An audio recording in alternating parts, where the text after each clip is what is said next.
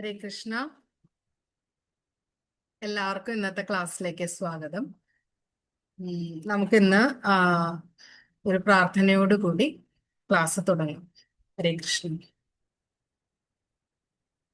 നമോ ഓം വിഷ്ണുപാദായ കൃഷ്ണപ്രേഷ്ഠായ ഭൂതലേ ശ്രീമദേ ഭക്തിവേദാന്ത സ്വാമിൻ ഇതി നാമിനേ. നമസ്തേ സാരസ്വതേ ദേവേ ഗൗരവാണി പ്രചാരിണി നിർവിശേഷ ശൂന്യവാദി പാശ്ചാത്യദേശതാരിണി.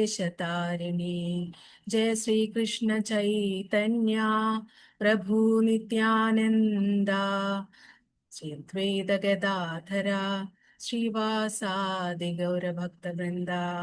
ഹരേ കൃഷ്ണ കൃഷ്ണ കൃഷ്ണ ഹരേ ഹരേ, ഹരേ രാമ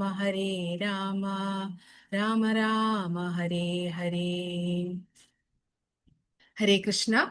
ഇന്നത്തെ ക്ലാസ്സിലേക്ക് എല്ലാവർക്കും സ്വാഗതം. ഇന്ന് ആദ്യമായിട്ട് നമുക്ക് ഗീതാ മഹാത്മ്യം പറഞ്ഞു തരുന്നതിനായിട്ട് ഭക്തിൻ ഗീതാ മാതാജി ക്ഷണിച്ചുകൊള്ളുന്നു. ഹരേ കൃഷ്ണ മാതാജി. ഹരേ കൃഷ്ണ മാതാജി. ഹരേ കൃഷ്ണ. പ്രണാമം. ഇന്ന് എനിക്ക് കിട്ടിയിരിക്കുന്നത് ഭഗവത്ഗീതയുടെ മാഹാത്മ്യത്തിനെ കുറിച്ച് പറഞ്ഞതാണ്. എല്ലാവർക്കും കേട്ട് കാണണം. പുതിയത് ആൾക്കാർക്ക് വേണ്ടിയാണ് കൂടുതൽ പറയുന്നത് ഗീതാ മാഹാത്മ്യത്തിനെ കുറിച്ച്. ഭഗവത്ഗീത കൊണ്ടുള്ള എന്താണ് വായിച്ചാൽ പ്രയോജനം, ഗീത പഠിച്ചാൽ എന്താണ് ഗുണം ഉണ്ടാകുന്നതെന്ന് മനസ്സിലാക്കാൻ കുറച്ച് പ്രയാസമായിരിക്കാം. അതറിഞ്ഞുകൂടാത്തവർക്ക് ഗീതയുടെ മാഹാത്മ്യം മനസ്സിലാക്കാനും പറ്റില്ല. അപ്പം ഇത് മാഹാത്മ്യം മനസ്സിലാക്കാൻ വേണ്ടി ഞാൻ ചെറിയൊരു 7 ശ്ലോകങ്ങളായിട്ടാണ് നമുക്കത് മനസ്സിലാക്കാൻ പറ്റുന്നത്.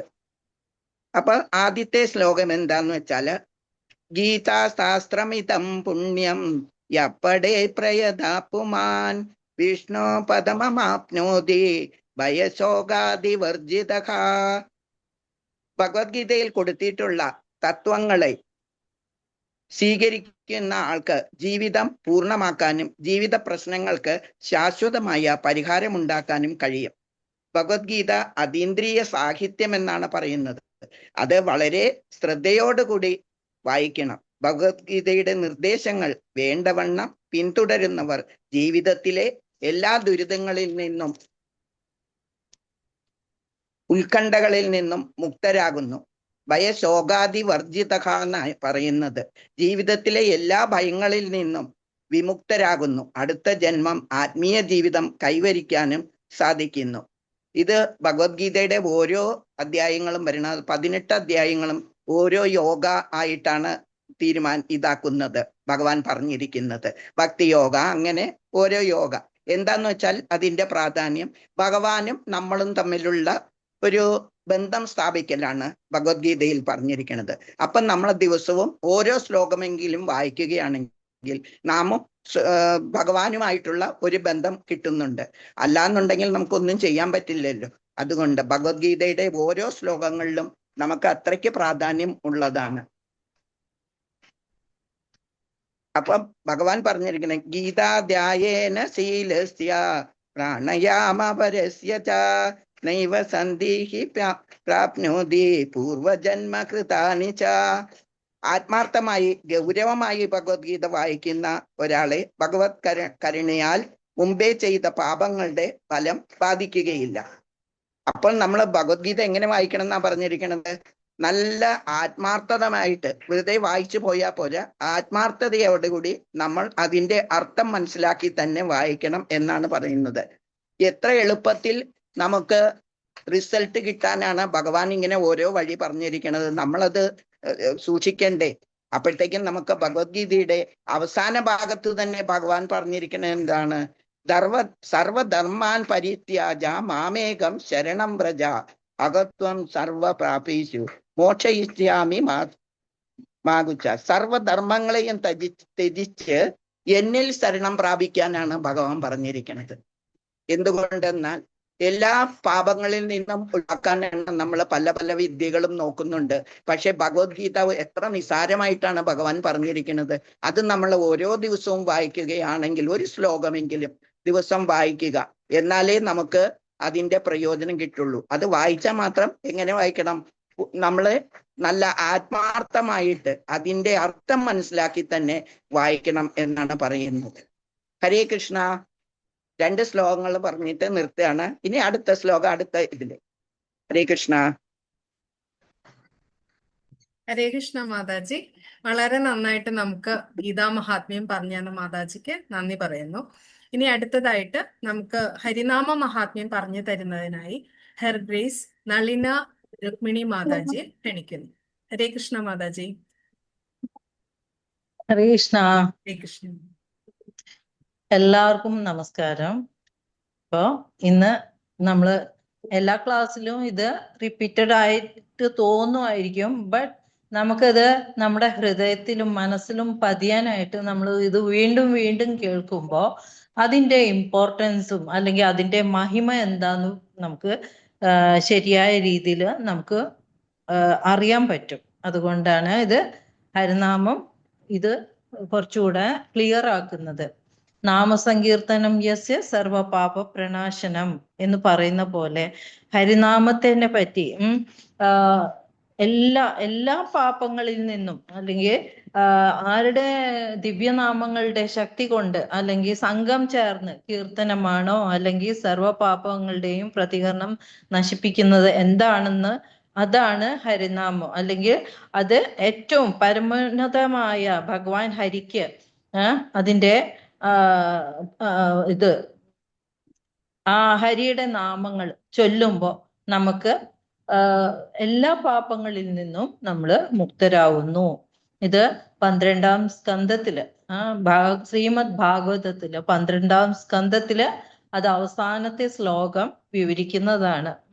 അപ്പോ ആരും ഇത് ചുമ്മാ ഇങ്ങനെ എന്താ അന്തരീക്ഷത്തിൽ നിന്ന് വരുന്നതൊന്നും അല്ല. ഇത് അതിന് പ്രമാണമുണ്ട്. എല്ലാത്തിനും അതിൻ്റെതായ പ്രമാണങ്ങളുണ്ട്. അപ്പൊ ആ പ്രമാണങ്ങൾ നോക്കി നമ്മൾ മനസ്സിലാക്കണം. ഏതൊരു ഇപ്പോ ലാബിലാണെങ്കിലും അതിന്റെ എക്സ്പെരിമെന്റ് നോക്കിയിട്ടുണ്ടോ എന്ന് നോക്കൂ. അല്ലെങ്കിൽ അതിന്റെ എക്സ്പെരിമെന്റ് എന്താണ്, അല്ലെങ്കിൽ എവിഡൻസ് എന്താണ്, അല്ലെ?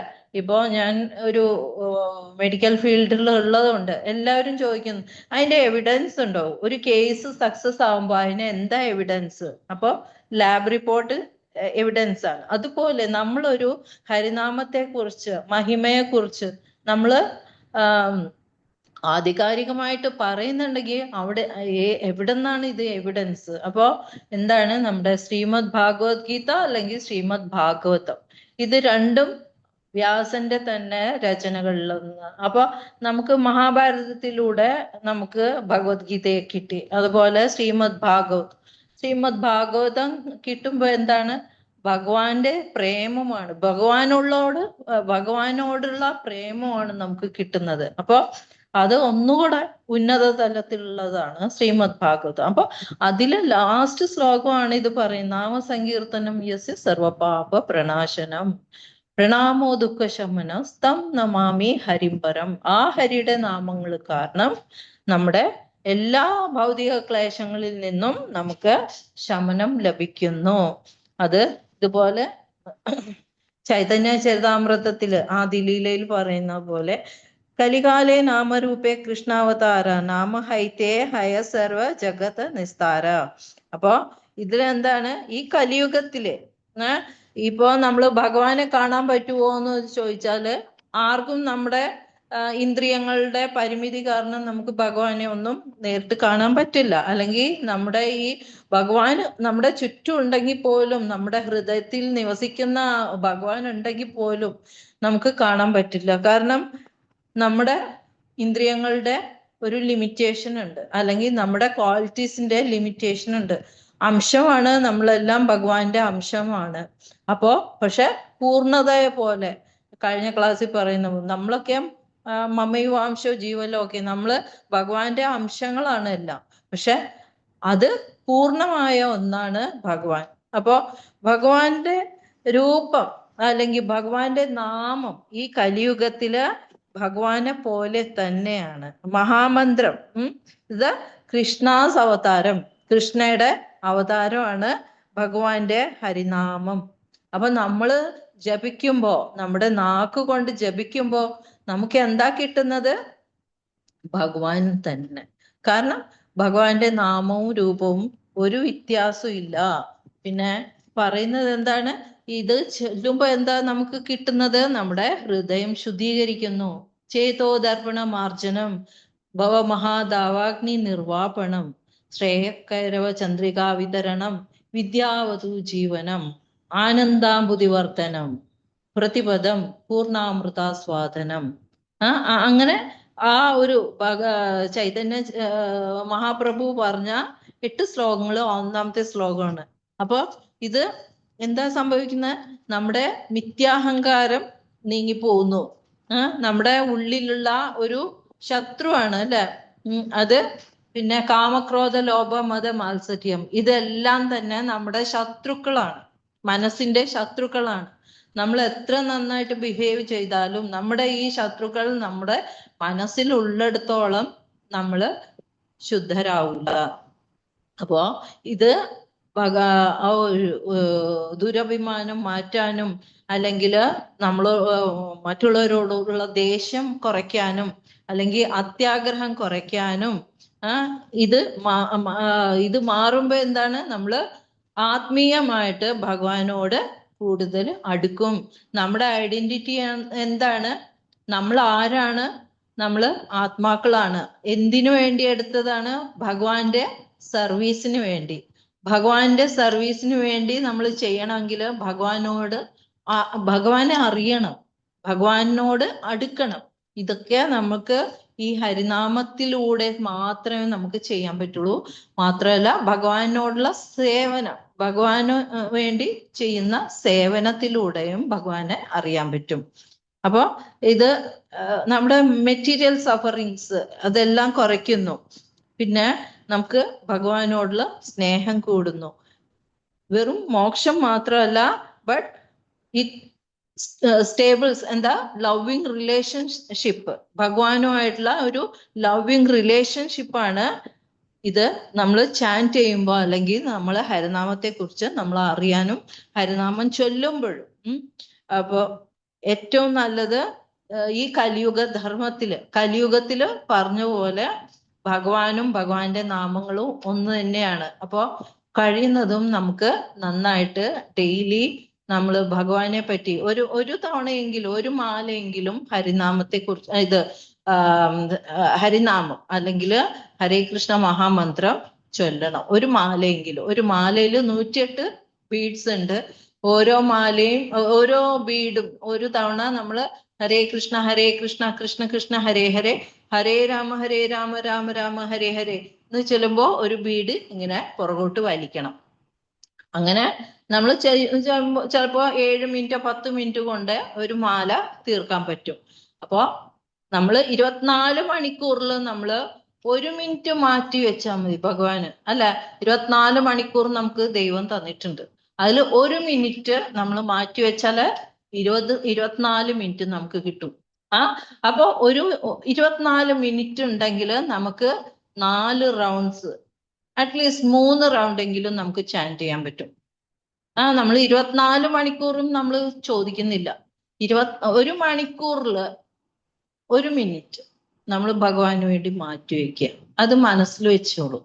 1 മണിക്കൂറിൽ 60 മിനിറ്റ് ഉണ്ട്.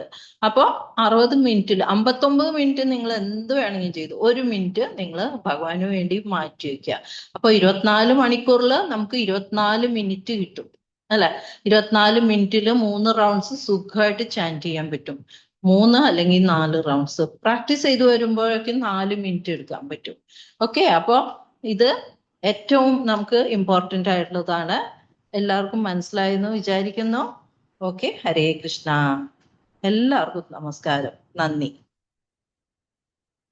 ഹരേ കൃഷ്ണ മാതാജി, വളരെ നന്നായിട്ട് മനോഹരമായിട്ട് നമുക്ക് നാമജപത്തിന്റെ ആ ഇമ്പോർട്ടൻസ് എല്ലാവരിലേക്കും എത്തിച്ചു തന്ന മാതാജിക്ക് വളരെയധികം നന്ദി. ഇനി അടുത്തതായിട്ട് നമുക്ക് ഭഗവത്ഗീത ശ്ലോകങ്ങൾ വിവരിച്ചു തരുന്നതിനായിട്ട് ദീനാനാഥ് പ്രഭുവാണ് നമുക്ക് ഹിസ് ഗ്രേസ് ദീനാനാഥ് വിത്തൽദാസ് പ്രഭു ആണ് നമുക്ക് പറഞ്ഞു തരുന്നത്. ഭഗവത്ഗീതയിലെ ആദ്യത്തെ അധ്യായത്തിലെ 41 മുതൽ 46 വരെ ശ്ലോകങ്ങളും പിന്നെ രണ്ടാം അധ്യായത്തിലെ 1 മുതൽ 13 വരെയുള്ള ശ്ലോകങ്ങളുമാണ് പ്രഭു നമുക്ക് പറഞ്ഞു തരുന്നത്. അതിനു മുമ്പായിട്ട് നമുക്ക് പ്രഭുവിനെ കുറിച്ച് 2 വാക്ക്. തിരുവനന്തപുരം എഞ്ചിനീയറിംഗ് കോളേജിൽ നിന്ന് ഇലക്ട്രോണിക്സ് ആൻഡ് കമ്മ്യൂണിക്കേഷൻ എഞ്ചിനീയറിംഗിൽ ബിരുദം നേടി. അതിനുശേഷം മദ്രാസ് IIT-യിൽ നിന്ന് കമ്പ്യൂട്ടർ സയൻസിൽ ബിരുദാനന്തര ബിരുദം നേടി. ബാംഗ്ലൂരിലെ വിപ്രോയിൽ കരിയർ ആരംഭിച്ചു. പിന്നീട് ദുബായ് അലൂമിനിയം കമ്പനിയിൽ സീനിയർ മാനേജർ IT എന്ന പദവിയിൽ ജോലി ചെയ്തു. പ്ലാന്റ് ഓട്ടോമേഷൻ മേഖലയിൽ വൈദഗ്ധ്യം നേടി. ദുബായിൽ ജോലി ചെയ്യുന്നതിനിടയിൽ 1995 ശീല പ്രഭുപാദരുടെ പ്രസ്ഥാനവുമായി അദ്ദേഹം ബന്ധപ്പെടുകയും കൃഷ്ണാവബോധ പ്രവർത്തനങ്ങളിൽ സജീവമാവുകയും ചെയ്തു. പിന്നീട് ഹിസ് ഹോളിനസ് ജയപതാക സ്വാമി ഗുരു മഹാരാജിൽ നിന്ന് ശിഷ്യത്വം സ്വീകരിച്ചു. ഭാര്യയും 2 പെൺമക്കളും അടങ്ങുന്ന അദ്ദേഹത്തിന്റെ കുടുംബാംഗങ്ങളെല്ലാം തന്നെ ഇന്ന് കൃഷ്ണാവബോധ പരിശീലന പ്രവർത്തനങ്ങളിൽ സജീവമാണ്. അവരെല്ലാവരും തന്നെ ഇസ്കോൺ കൊച്ചിയിലെ നിത്യ സാന്നിധ്യവുമാണ്. ഹരേ കൃഷ്ണ പ്രഭു, സ്വാഗതം ക്ലാസ്സിലേക്ക്. ഹരേ കൃഷ്ണ. ഹരേ കൃഷ്ണ. ഇന്നത്തെ ഭഗവത്ഗീത ക്ലാസ് 3ാമത്തെ സെഷനാണ്. എല്ലാവർക്കും സ്വാഗതം. പ്രത്യേകിച്ചും ഇന്ന് ഏകാദശിയാണ്. ഭഗവാന്റെ സന്തോഷത്തിനായിട്ട് നമുക്ക് ഇന്നത്തെ ശ്ലോകങ്ങളിലേക്ക് കടക്കാം. അതിനു മുമ്പ് ഓം ഞാൻ തിമിരാന്തസ്യ ജ്ഞാനാഞ്ജനശലാകയാ ചക്ഷുരുന്മീലിതമ്മേന തസ്മൈ ശ്രീ ഗുരുവേ നമഃ. മുഖം കരോതി വാചാലം പങ്കും ലംഘേതേ ഗിരിം യത്കൃപാദമഹം വന്ദേ പരമാനന്ദമാധവം ശ്രീ ചൈതന്യീശ്വരം ശ്രീ ഗുരും ഭവതാരം. കഥാഞ്ജന സ്മൃതേസ്മിൻ ദുഷ്കരം സുകരം ഭവേത് സ്മൃതേ വിപരീതം സ്യാത് ശ്രീ ചൈതന്യം നമാമ്യഹം. ഹരേ കൃഷ്ണ. നമ്മള് ഭഗവത്ഗീതയുടെ പശ്ചാത്തലത്തെ കുറിച്ച് ആൾറെഡി കഴിഞ്ഞ സെഷൻസിൽ അത് ആൾറെഡി ഡിസ്കസ് ചെയ്ത് കഴിഞ്ഞു. അതുകൊണ്ട് അതിനെപ്പറ്റി കൂടുതൽ ഞാൻ പറയുന്നില്ല, കൂടുതൽ സമയം മാറ്റിവെക്കുന്നില്ല.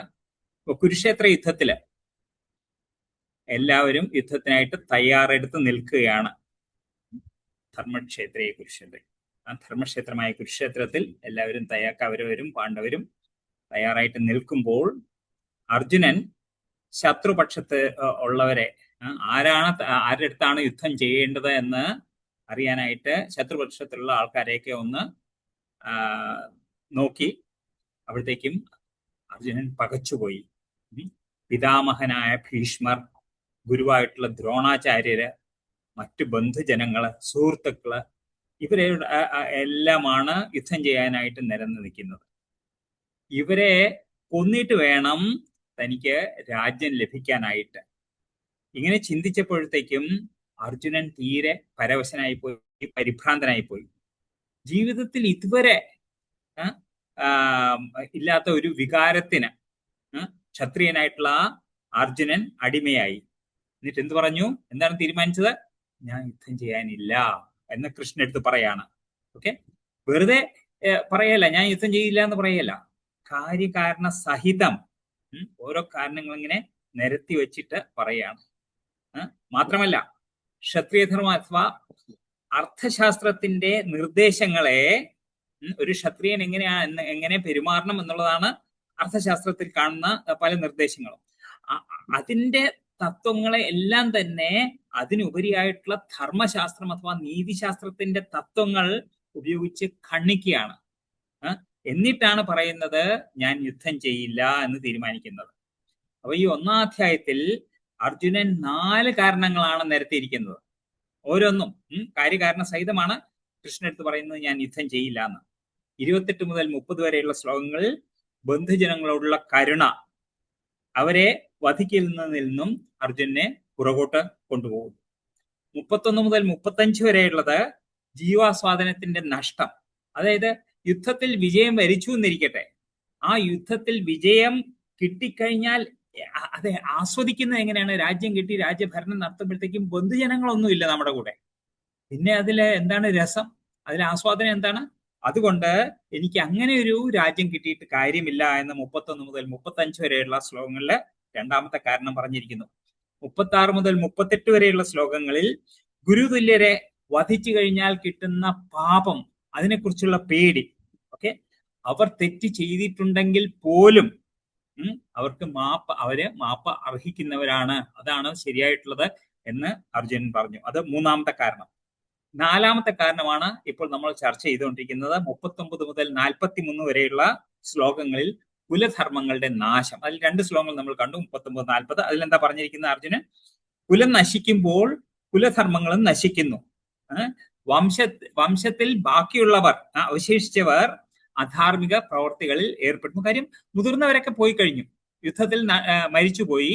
അപ്പൊ പിന്നെ അവരെ ഗൈഡ് ചെയ്യാൻ ആൾക്കാരില്ല. അതുകൊണ്ട് അവർ അധാർമിക പ്രവർത്തികളിൽ ഏർപ്പെടുന്നു. അധർമ്മം മുമ്പിട്ട് നിൽക്കുമ്പോൾ സ്ത്രീകൾ ദുഷിക്കുന്നു. അപ്പോൾ ആർക്കും വേണ്ടാത്ത സന്തതികൾ ഉണ്ടാകുന്നു. ഇതാണ് 39, 40 പറഞ്ഞത്. ഓക്കെ, ഇനി നമുക്ക് തുടർന്ന് നോക്കാം, ഇനിയുള്ള ശ്ലോകങ്ങൾ നോക്കാം എന്താണ് അർജുനൻ പറയുന്നതെന്ന്. ശ്ലോകം 41. സങ്കരോ നരകായൈവ കുലഘ്നാനാം കുലസ്യ ച പതന്തി പിതരോ ഹേഷാം ലുപ്തപിണ്ഡോദക ക്രിയാഃ. ഓർത്തനം, ശ്രീലപ്രഭാത്, ജയ് ശ്രീലപ്രഭാത്. ആവശ്യമില്ലാത്ത ജനവർദ്ധനയുണ്ടായാൽ കുടുംബങ്ങൾക്കും കുലപാരമ്പര്യങ്ങൾ കളഞ്ഞു കുളിച്ചവർക്കും ജീവിതം നരകതുല്യമാകുന്നു. അധപ്പതിച്ച കുടുംബങ്ങളിലെ പിതൃക്കൾ കാലം തോറും പിണ്ടമോ ഉദകക്രിയയോ കിട്ടായികയാൽ അധപ്പതിക്കും. പിതൃജനങ്ങൾ പല വിധത്തിലുള്ള അവരുടെ പാപഫലങ്ങളാൽ കഷ്ടപ്പെടുന്നുണ്ടായിരിക്കാം.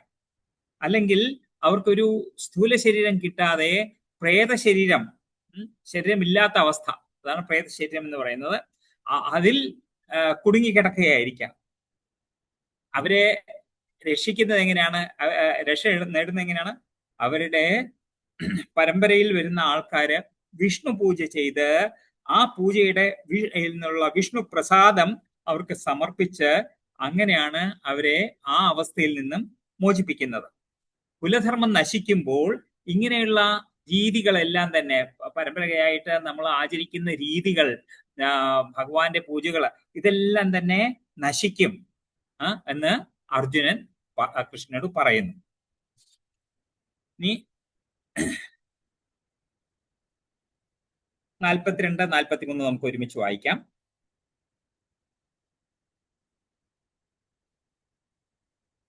ദോഷൈരേതൈഃ കുലഘ്നാനാം വർണ്ണസങ്കരകാരകൈഃ ഉത്സാദ്യതേ ജാതിധർമാഃ കുലധർമാശ്ച ശാശ്വതാഃ. കുടുംബ പാരമ്പര്യം നശിപ്പിക്കുന്നവരുടെ ദുഷ്കർമ്മങ്ങളാൽ ആർക്കും വേണ്ടാത്ത ശിശുക്കൾ ഉണ്ടാകുന്നു. തന്മൂലം എല്ലാ തരത്തിലുമുള്ള സാമൂഹ്യ പുരോഗമന പ്രവർത്തനങ്ങളും ക്ഷേമ പ്രവർത്തനങ്ങളും പാടെ നശിച്ചു പോകുന്നു. ശ്ലോകം 43. ഉത്സന്ന കുലധർമാണാം മനുഷ്യാണാം ജനാർദ്ദന നരകേ നിയതം വാസോ ഭവതീത്യനുശുശ്രുമാം.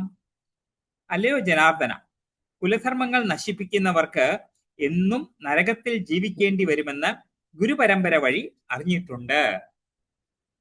ഇവിടെ ഈ 2 ശ്ലോകങ്ങളിൽ അർജുൻ പറയുന്നത് എന്താണ്?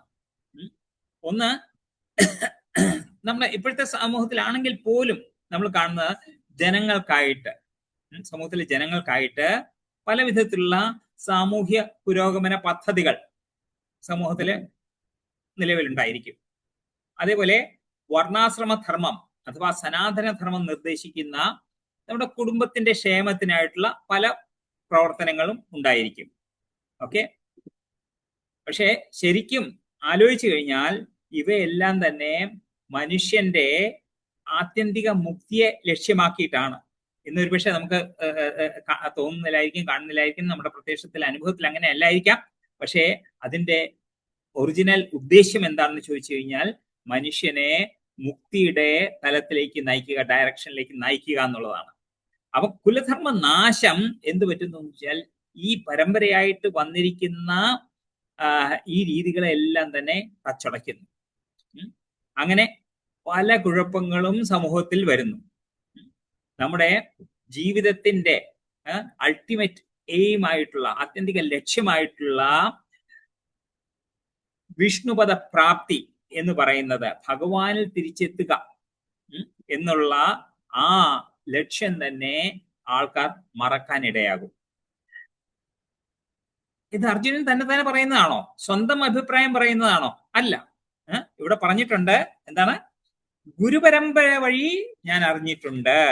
അപ്പം ഇതെല്ലാം തന്നെ സ്വന്തം അനുഭവങ്ങളിൽ നിന്നല്ല, പക്ഷെ ആധികാരിക വചനങ്ങളെ പ്രമാണമാക്കിയിട്ടാണ് അർജുനൻ ഇതെല്ലാം തന്നെ പറയുന്നത്. 4 കാരണങ്ങൾ പറഞ്ഞു കഴിഞ്ഞു. 4ാമത്തെ കാരണം ഇവിടെ പറഞ്ഞു കഴിഞ്ഞു. ഓക്കെ, ഇനി അടുത്ത 2 ശ്ലോകങ്ങൾ നോക്കാം.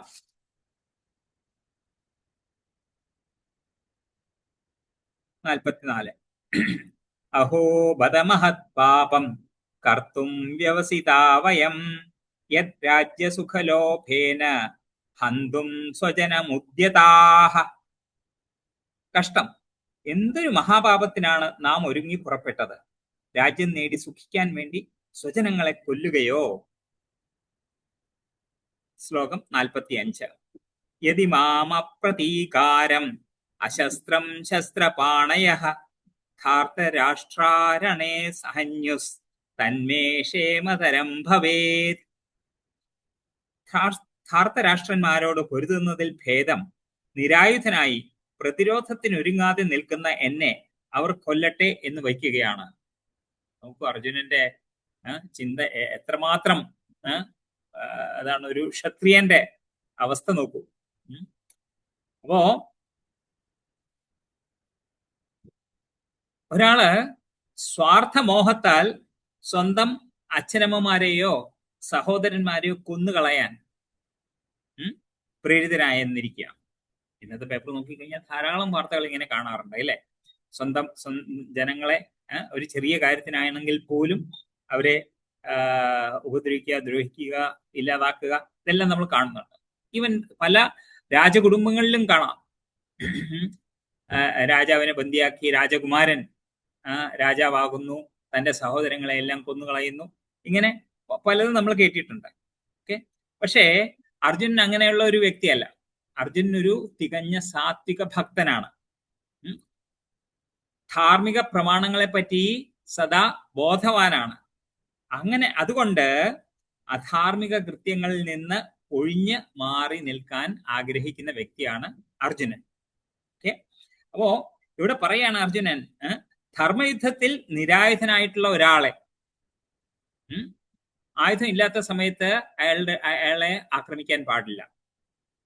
അതേപോലെ യുദ്ധം ചെയ്യാൻ ഇഷ്ടപ്പെടാത്ത ഒരാളെ, യുദ്ധഭൂമിയിൽ യുദ്ധം ചെയ്യാൻ ഇഷ്ടപ്പെടാത്ത ഒരാളെ എന്തെങ്കിലും പറ്റി അയാളെ യുദ്ധം ചെയ്യാൻ ആഗ്രഹിക്കുന്നില്ല, ആയുധം താഴെ വെച്ചിട്ട് നിൽക്കുകയാണെന്നുണ്ടെങ്കിൽ അയാളെ ആക്രമിച്ചുകൂടാ. ഇതൊക്കെ ധർമ്മയുദ്ധത്തിന്റെ ഭാഗങ്ങളാണ്. ഒരുപക്ഷെ ഇന്ന് നമുക്ക് ഇങ്ങനെയൊന്നും അറിയില്ല.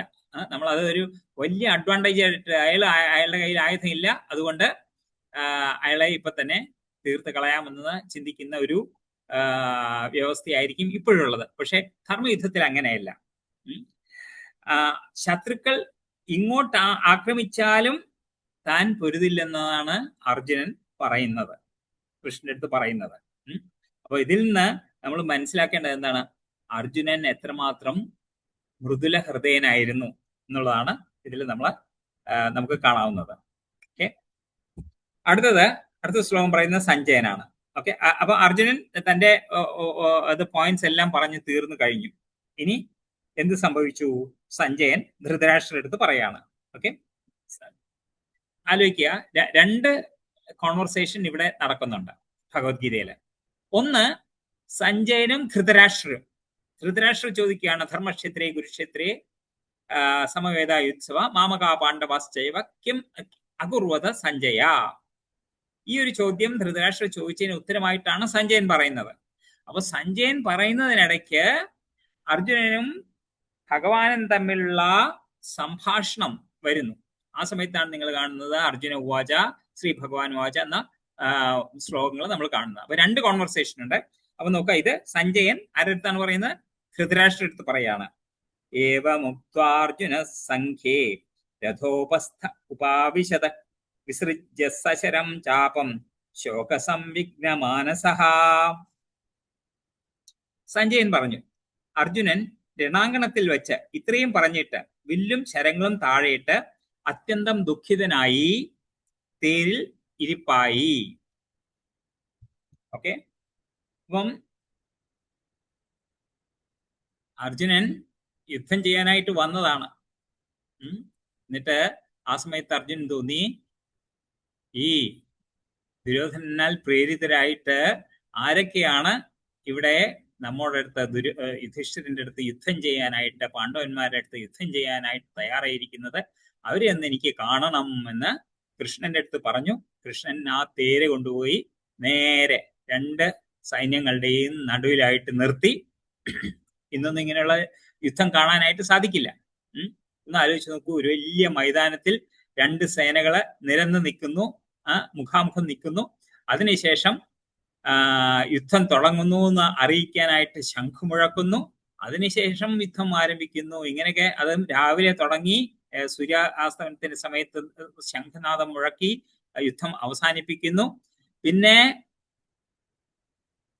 അതിനുശേഷം കൂടാരത്തിൽ പോകുമ്പോൾ അവർ ബന്ധുക്കളെ പോലെ പെരുമാറുന്നു. ഇതൊന്നും നമുക്ക് ഇന്ന് ചിന്തിക്കാനേ പറ്റാത്ത കാര്യങ്ങളാണ്. ഓക്കെ, അപ്പം ഇവിടെ സൈന്യ തൻ്റെ അടുത്ത് ആരുടെ അടുത്താണ് യുദ്ധം ചെയ്യേണ്ടതെന്ന് അറിയാനായിട്ട് അർജുനന് തോന്നി.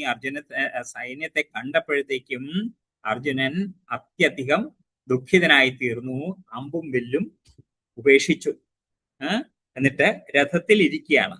ഓക്കെ, അപ്പോ അർജുനൻ ആദ്യത്തെ കാരണം പറഞ്ഞ എന്താണ്? എൻ്റെ ഈ ബന്ധുക്കളുടെ അടുത്ത് എനിക്ക് കരുണ തോന്നുന്നു.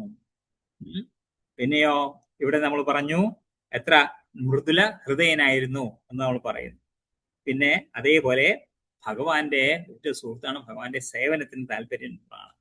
ഈ ക്വാളിഫിക്കേഷൻസ് എല്ലാം തന്നെ ഒരു കാര്യത്തിന് അർഹത അർജുനൻ നേടിക്കൊടുക്കുന്നത്. എന്താണത്? ആത്മജ്ഞാനം.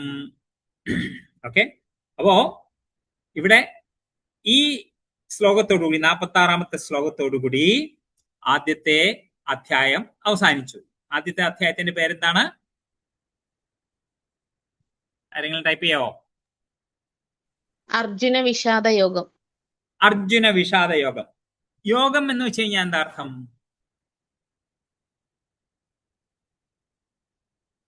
ബന്ധിപ്പിക്കുന്നത്. ഓക്കെ, യുഗ്മഗാനം എന്ന് കേട്ടിട്ടുണ്ടോ? രണ്ടുപേര് ചേർന്ന് പാടുന്നതിനാണ് യുഗ്മ. അതേപോലെയാണ്, അതേ ധാതുവിൽ നിന്നാണ്, അതേ റൂട്ടിൽ നിന്നാണ്, സംസ്കൃത പദ റൂട്ടിൽ നിന്നാണ് യോഗവും വരുന്നത്. യോഗം എന്ന് വെച്ച് കഴിഞ്ഞാൽ രണ്ടെണ്ണത്തെ തമ്മിൽ യോജിപ്പിക്കുന്നത്. എന്താണ് ഈ രണ്ടെണ്ണം? ഒന്ന് ജീവാത്മാവ്, മറ്റേത് പരമാത്മാവ് അല്ലെങ്കിൽ ഭഗവാൻ. അപ്പൊ ഇവിടെ അർജുന വിഷാദ യോഗം, അർജുനന്റെ വിഷാദം പോലും ഭഗവാനുമായിട്ട് ആത്മാവിനെ ഘടിപ്പിക്കുന്നതിൽ, യോജിപ്പിക്കുന്നതിൽ കാരണമായി. അതേപോലെ നമ്മുടെ ജീവിതത്തിലും നമുക്ക് വരുന്ന ഏതൊരു പ്രതിസന്ധിയിലും നമ്മളും അർജുനനെ പോലെ ഭഗവാനെ ആശ്രയിച്ചു കഴിഞ്ഞാൽ നമ്മളും ഭഗവാനുമായി ബന്ധപ്പെടാനായിട്ട് സാധിക്കും. അതിൽ നമുക്ക് നമ്മുടെ ജീവിതത്തിൽ എല്ലാവിധത്തിലുള്ള ചോദ്യങ്ങൾക്കും ഉത്തരം കിട്ടും. നമ്മളും അർജുനനെ പോലെ കർത്തവ്യ നിരതരായി തീർന്ന് ജീവിത വിജയം പ്രാപിക്കും. ഇതാണ് നമ്മൾ മനസ്സിലാക്കേണ്ടത്. അടുത്തത് രണ്ടാമത്തെ അധ്യായം. രണ്ടാമത്തെ അധ്യായത്തിന്റെ പേരെന്ന് പറഞ്ഞു കഴിഞ്ഞാൽ സാഖ്യയോഗം അഥവാ ഗീതാ വിഷയ സംഗ്രഹം. ഇവിടെ മലയാളത്തിൽ കൊടുത്തിരിക്കുന്ന ഗീതാ വിഷയ സംഗ്രഹം എന്നാണ്. സാഖ്യയോഗം എന്നും അതിന്റെ പേരാണ്. ഇതെന്ന് വെച്ച് കഴിഞ്ഞാല് ഗീതാ വിഷയ സംഗ്രഹം എന്ന് വെച്ച് കഴിഞ്ഞാല് സമ്മറി, ഗീതയുടെ സമ്മറിയാണ് എന്ന് ഇവിടെ പറഞ്ഞിരിക്കുന്നു.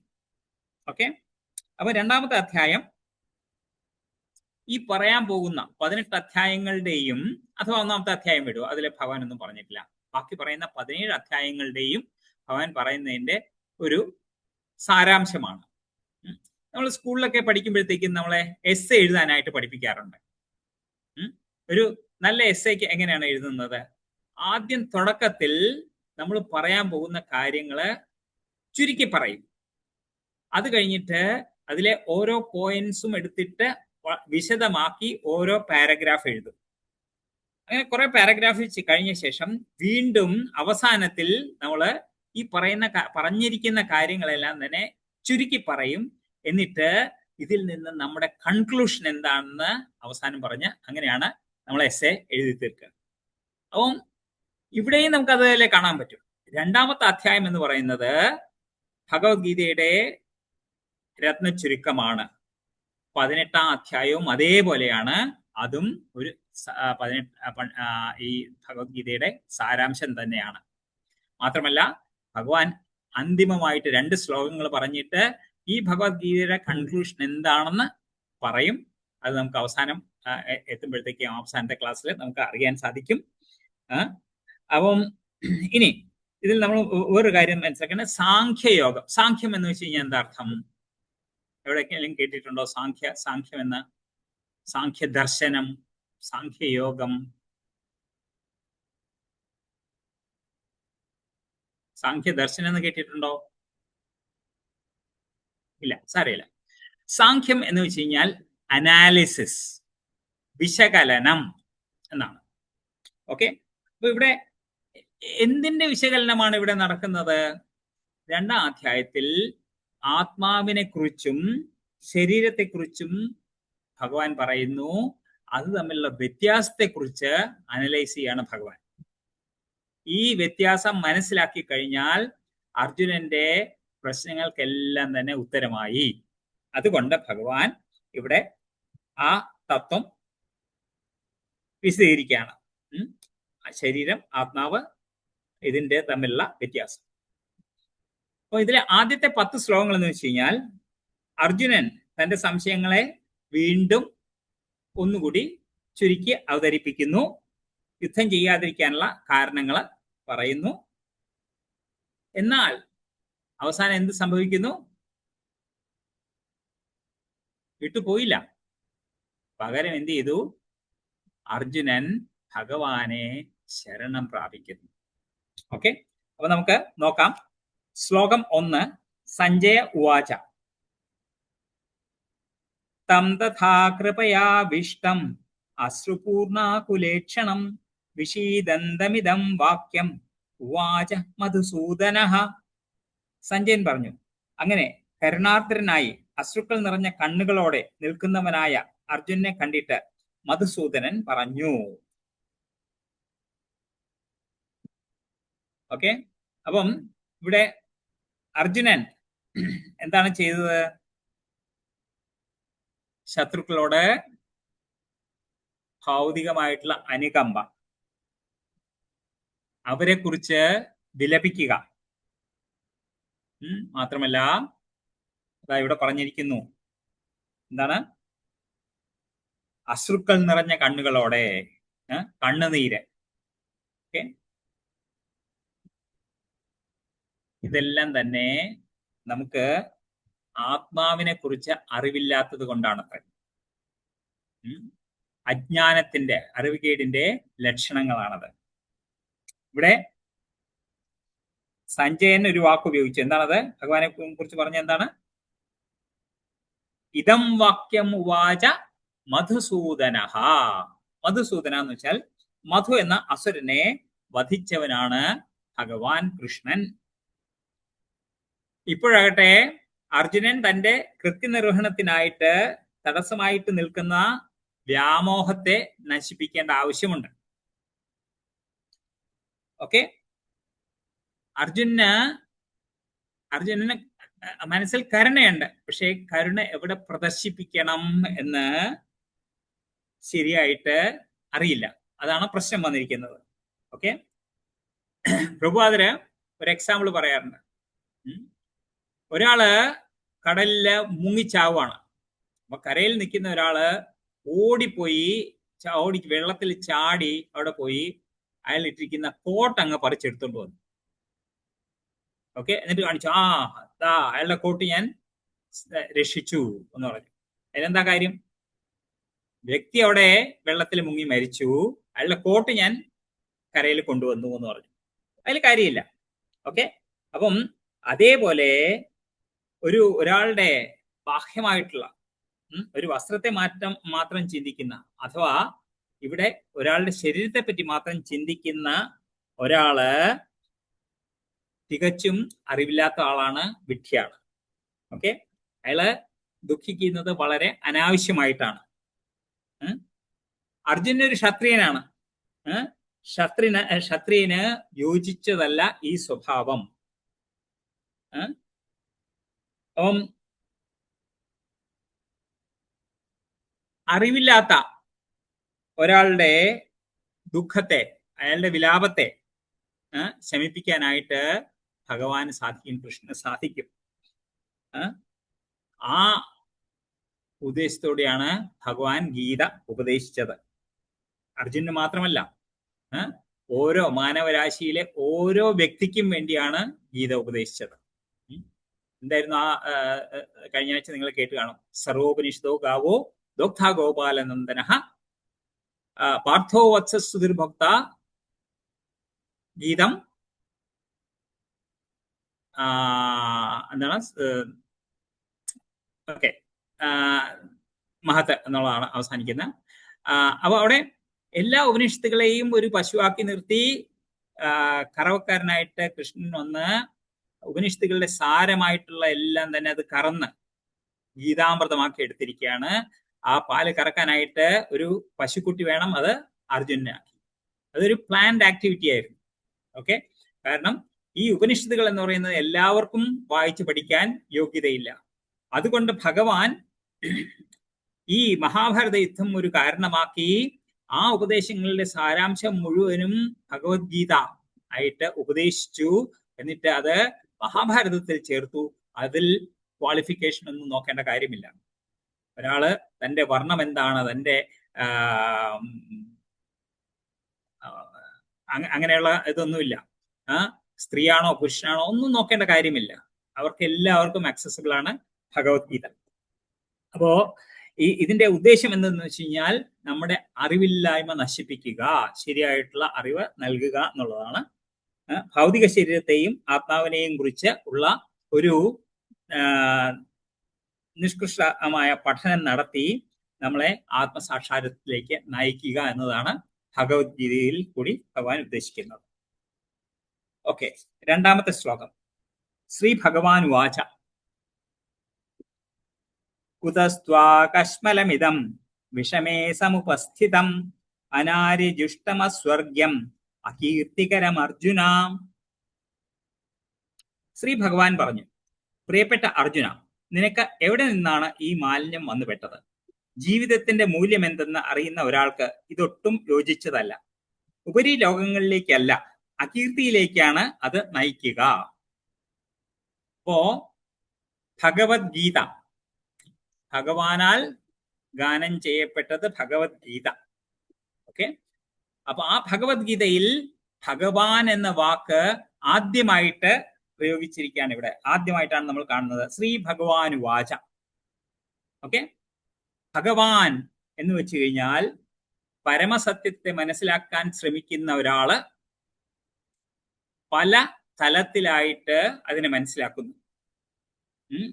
അതിന്റെ ഏറ്റവും ഉയർന്ന സാക്ഷാത്കാരമാണ് ഭഗവത് സാക്ഷാത്കാരം. ആദ്യത്തെ പടിയിൽ ബ്രഹ്മത്തെ പറ്റി മനസ്സിലാക്കുന്നു. രണ്ടാമത്തെ പടിയിൽ അയാള് പരമാത്മാവിനെ പറ്റി മനസ്സിലാക്കുന്നു. മൂന്നാമത്തെ പടിയിൽ അയാൾ ഭഗവാനെ പറ്റി മനസ്സിലാക്കുന്നു. ഇത് ക്രമമായിട്ട് ഉയർന്ന തലത്തിൽ മനസ്സിലാക്കുന്നതാണ്. ഓക്കെ, ബ്രഹ്മം എന്ന് പറഞ്ഞു കഴിഞ്ഞാൽ അത് സത്ത് ഗുണം അഥവാ ശാശ്വതം ആയിട്ടുള്ള ഭഗവാന്റെ ഭാവത്തെ നമുക്ക് മനസ്സിലാക്കാനായിട്ട് സാധിക്കും ബ്രഹ്മത്തെ പറ്റി അറിയുമ്പോഴത്തേക്കും. തുടർന്ന് അതിനേക്കാളും കൂടുതലായിട്ട് മനസ്സിലാക്കുമ്പോഴത്തേക്കും പരമാത്മാവിനെ പറ്റി മനസ്സിലാക്കുന്നു. അതിൽ സത്ത് ചിത്ത്, സത്ത് എന്ന് വെച്ച് കഴിഞ്ഞാൽ ശാശ്വതം, എറ്റേണൽ. ചിത്ത് എന്ന് വെച്ച് കഴിഞ്ഞാൽ എല്ലാം അറിയുന്ന, എല്ലാം പൂർണ്ണ ജ്ഞാനം, എല്ലാത്തിനെയും കുറിച്ചുള്ള ജ്ഞാനം, നോളജ്. ഈ രണ്ട് കാര്യങ്ങള് നമ്മൾ മനസ്സിലാക്കുന്നതാണ്. മനസ്സിലാക്കുമ്പോഴത്തേക്കും നമുക്ക് പരമാത്മാവിനെ കുറിച്ചുള്ള അറിവ് കിട്ടുന്നു. അതിലും മുമ്പോട്ട് പോകുമ്പോഴത്തേക്കും നമുക്ക് ഭഗവാനെ പറ്റി മനസ്സിലാക്കുന്നു. ഭഗവാൻ ഈ പരമസത്യം എന്നുള്ളത് അതിന് വ്യക്തിത്വമുണ്ട്, നമ്മളെപ്പോലെ ഒരു വ്യക്തിത്വമുണ്ട്. അത് ഭഗവാനാകുന്നു.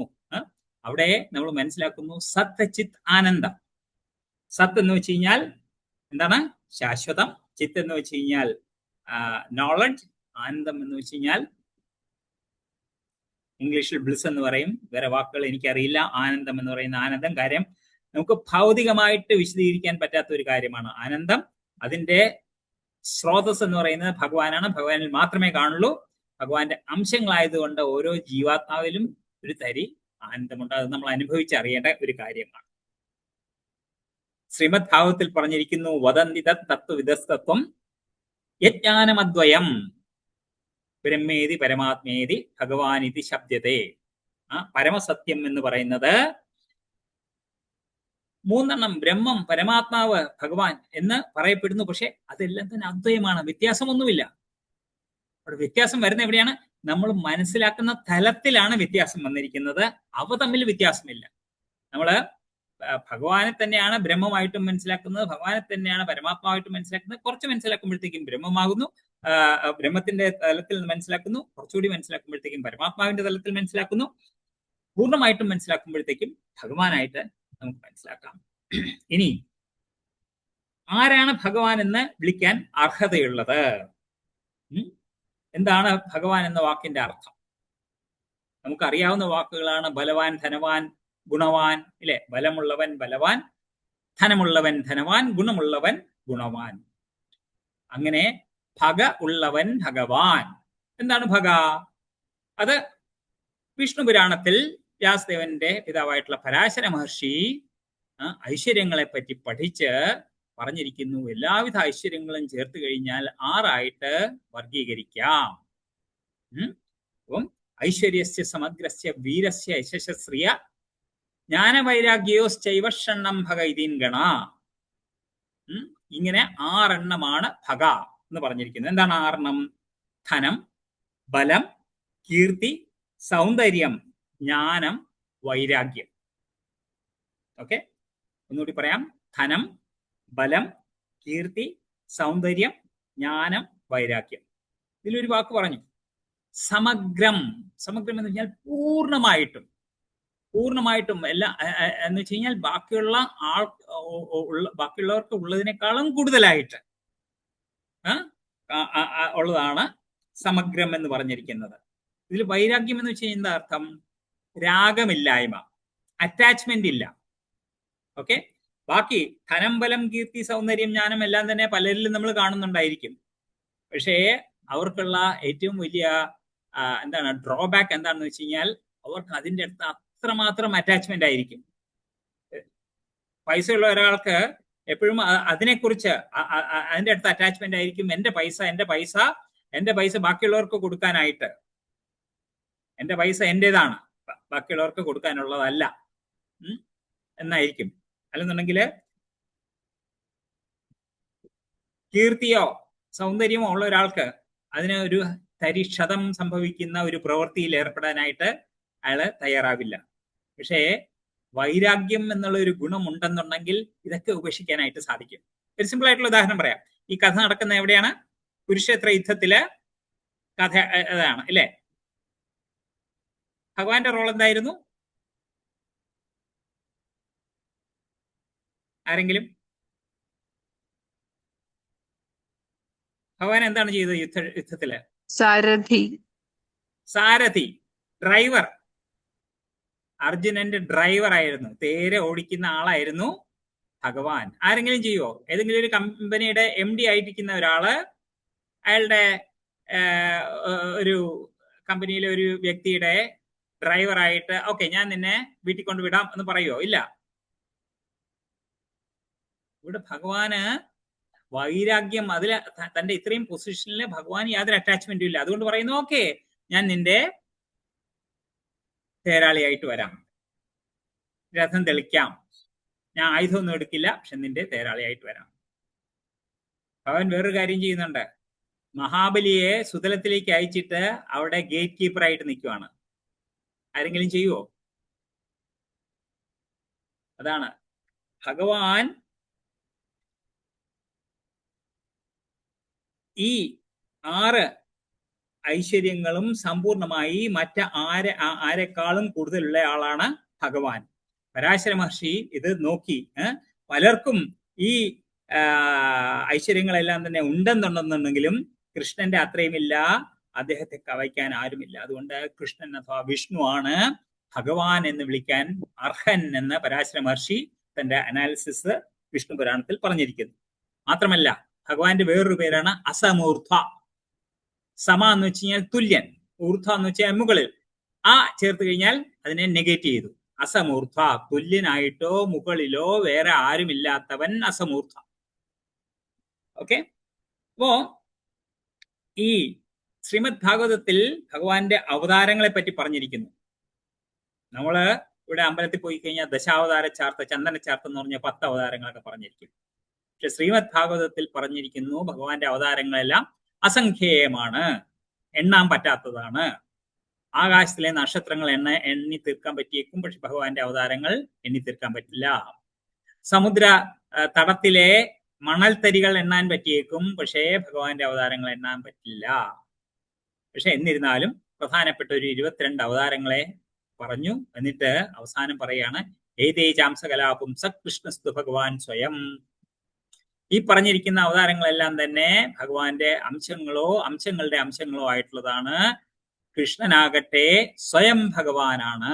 കൃഷ്ണസ്തു ഭഗവാൻ സ്വയം, സ്വയം ഭഗവാൻ. ഓക്കെ, അപ്പം ഇതിൽ നിന്ന് നമുക്ക് ഭഗവാൻ എന്ന വാക്കിന്റെ അർത്ഥം നിങ്ങൾക്ക് മനസ്സിലായി കാണുമെന്ന് വിചാരിക്കുന്നു. ഓക്കെ, ഇനി ഈ ആദ്യത്തെ 2 ശ്ലോകങ്ങൾ, അതായത് ശ്ലോകം 2-ലും 3-ലും ഭഗവാൻ അർജുനൻ പ്രകടിപ്പിച്ച ദൗർബല്യത്തെ 2-ാം അധ്യായത്തിൽ വീണ്ടും ദൗർബല്യം വീണ്ടും പ്രകടിപ്പിച്ചു. അതിനെ ടോട്ടലി നിരാകരിക്കുകയാണ് ഭഗവാൻ. ഓക്കെ, 3-ാമത്തെ ശ്ലോകം കൂടി നോക്കിയ ശേഷം അതിനെപ്പറ്റി പറയാം. ശ്ലോകം 3. കൈബ്യം മാസ്മഗമ പാർത്ഥ നൈതത്വയുപപദ്യതേ ക്ഷുദ്രം ഹൃദയ ദൗർബല്യം ത്യക്തോത്തിഷ്ഠ പരന്തപ. ഹേ പാർത്ഥ, തരംതാണ ഈ ആണത്തമില്ലായ്മയ്ക്ക് അധീനാകത്ത് നിനക്ക് യോജിക്കുന്നതല്ല ഇത്. ശത്രുക്കളെ ജയിക്കുന്നവനെ ക്ഷുദ്രമായ ഹൃദയ ദൗർബല്യത്തെ ഉപേക്ഷിച്ച് എഴുന്നേൽക്കൂ. ഓം പാർത്ഥ എന്നാണ് ഭഗവാൻ അർജുനെ അഭിസംബോധന ചെയ്തിരിക്കുന്നത്. പൃഥയുടെ പുത്രനെ. പൃഥ എന്ന് വെച്ച് കഴിഞ്ഞാൽ കുന്തി ദേവി, വസുദേവരുടെ സഹോദരിയാണ് കുന്തി. അപ്പം അർജുന് ക്ഷത്രിയ പൈതൃകമാണ്. ക്ഷത്രിയ വംശമായിട്ട് ഉള്ള ഒരാള് പൊരുതാൻ വിസമ്മതിക്കുന്ന പക്ഷം അയാള് പേരിന് മാത്രമേ ക്ഷത്രിയനാകുന്നു. തന്റെ ബന്ധുവായിട്ടുള്ള അർജുനൻ അങ്ങനെ ചെയ്യുന്നത്, സുഹൃത്തായിട്ടുള്ള അർജുനൻ അങ്ങനെ ചെയ്യുന്നത് ഭഗവാന് സഹിച്ചില്ല. ഇവിടെ ഭഗവാൻ ഉപയോഗിച്ചിരിക്കുന്ന വാക്കുകൾ എന്തൊക്കെയാണ്? അനാര്യജുഷ്ടം, ജീവിത മൂല്യം എന്തെന്ന് അറിയാത്ത ഒരാളാണ് അവർക്കുണ്ടാകുന്ന അതാണ് അനാര്യജുഷ്ടം എന്ന് പറയുന്നത്. അത് എന്തിൽ റിസൾട്ട് ചെയ്യുന്നു? അസ്വർഗ്യം, സ്വർഗപ്രാപ്തിക്ക് ഉതകുന്നതല്ല. അകീർത്തികരം, ദുഷ്കീർത്തി കിട്ടും. പിന്നെ കശ്മലം, നിന്റെ ചിന്തകളിൽ എങ്ങനെ ഈ മാലിന്യം കടന്നു വന്നു. ക്ലൈബ്യം, നിനക്ക് ഈ നപുംസകഭാവം എങ്ങനെ വന്നു ചേർന്നു. ക്ഷുദ്രം ഹൃദയ ദൗർബല്യം, നിസ്സാരമായിട്ടുള്ള ഈ ഹൃദയ ദൗർബല്യം എങ്ങനെയാണ് നിനക്ക് വന്നു പെട്ടത്. അതുകൊണ്ട് ഇതെല്ലാം തന്നെ ഭഗവാൻ അർജുനന്റെ ആർഗ്യുമെന്റ്സ് എല്ലാം തന്നെ ഇവിടെ ടോട്ടലി നിരാകരിക്കുകയാണ്. ഇതൊന്നും ശരിയല്ല എന്ന് ഭഗവാൻ പറയുകയാണ്. അക്സെപ്റ്റബിൾ അല്ല എന്ന് പറയാണ്. അതായത് കാരുണ്യം പോലുള്ള വികാരങ്ങൾ ശ്രേഷ്ഠമാണെങ്കിൽ പോലും അറിവില്ലാതെ പ്രയോഗിച്ചാൽ അതിന് വിലയൊന്നും കാണില്ല, അതിന് പ്രയോജനം ഒന്നും തന്നെ കിട്ടില്ല എന്ന് ഭഗവാൻ പറയാണ്. 4-ാമത്തെ ശ്ലോകം ഇവിടെ അർജുനൻ വീണ്ടും പറയാണ്. ഓക്കെ, അർജുന ഉവാച കഥം ഭീഷ്മമഹം സംഖ്യേ ദ്രോണം ച മധുസൂദന ഇഷുഭി പ്രതിയോത്സ്യാമി പൂജാർഹാവരിസൂദന. അർജുനൻ പറഞ്ഞു, ശത്രുനാശകനായ അല്ലയോ മധുസൂദന, പൂജാർഹരായ ഭീഷ്മരെയും ദ്രോണരെയും പോലുള്ളവർക്കെതിരെ ഞാൻ എങ്ങനെ അസ്ത്രങ്ങളാൽ തിരിച്ചടിക്കും. ഓക്കെ, അപ്പോ ഭീഷ്മര് പിതാമഹനാണ്, ദ്രോണര് ഗുരുവാണ്, ഇവരെല്ലാവരും പൂജാർഹരാണ്. അർജുനാൽ പൂജിക്കപ്പെടേണ്ടവരാണ്. അവര് ഇങ്ങോട്ട് പരുഷമായി പെരുമാറിയാൽ പോലും തിരിച്ച് അതേപോലെ ഒരിക്കലും ചെയ്തുകൂടാ. എന്നിട്ട് കൃഷ്ണന്റെ അടുത്ത് ചോദിക്കുകയാണ്, ഹേ കൃഷ്ണ, അങ്ങേക്ക് മൂത്തച്ഛനുണ്ടല്ലോ ഉഗ്രസേനൻ, അങ്ങയുടെ ഗുരു ഉണ്ടല്ലോ സാന്ദീപനി മുനി, അവരെടുത്ത് അങ്ങ് ഇതേപോലെ പെരുമാറുമോ? തീർച്ചയായിട്ടും ഇല്ല. ഇല്ലേ കൃഷ്ണ?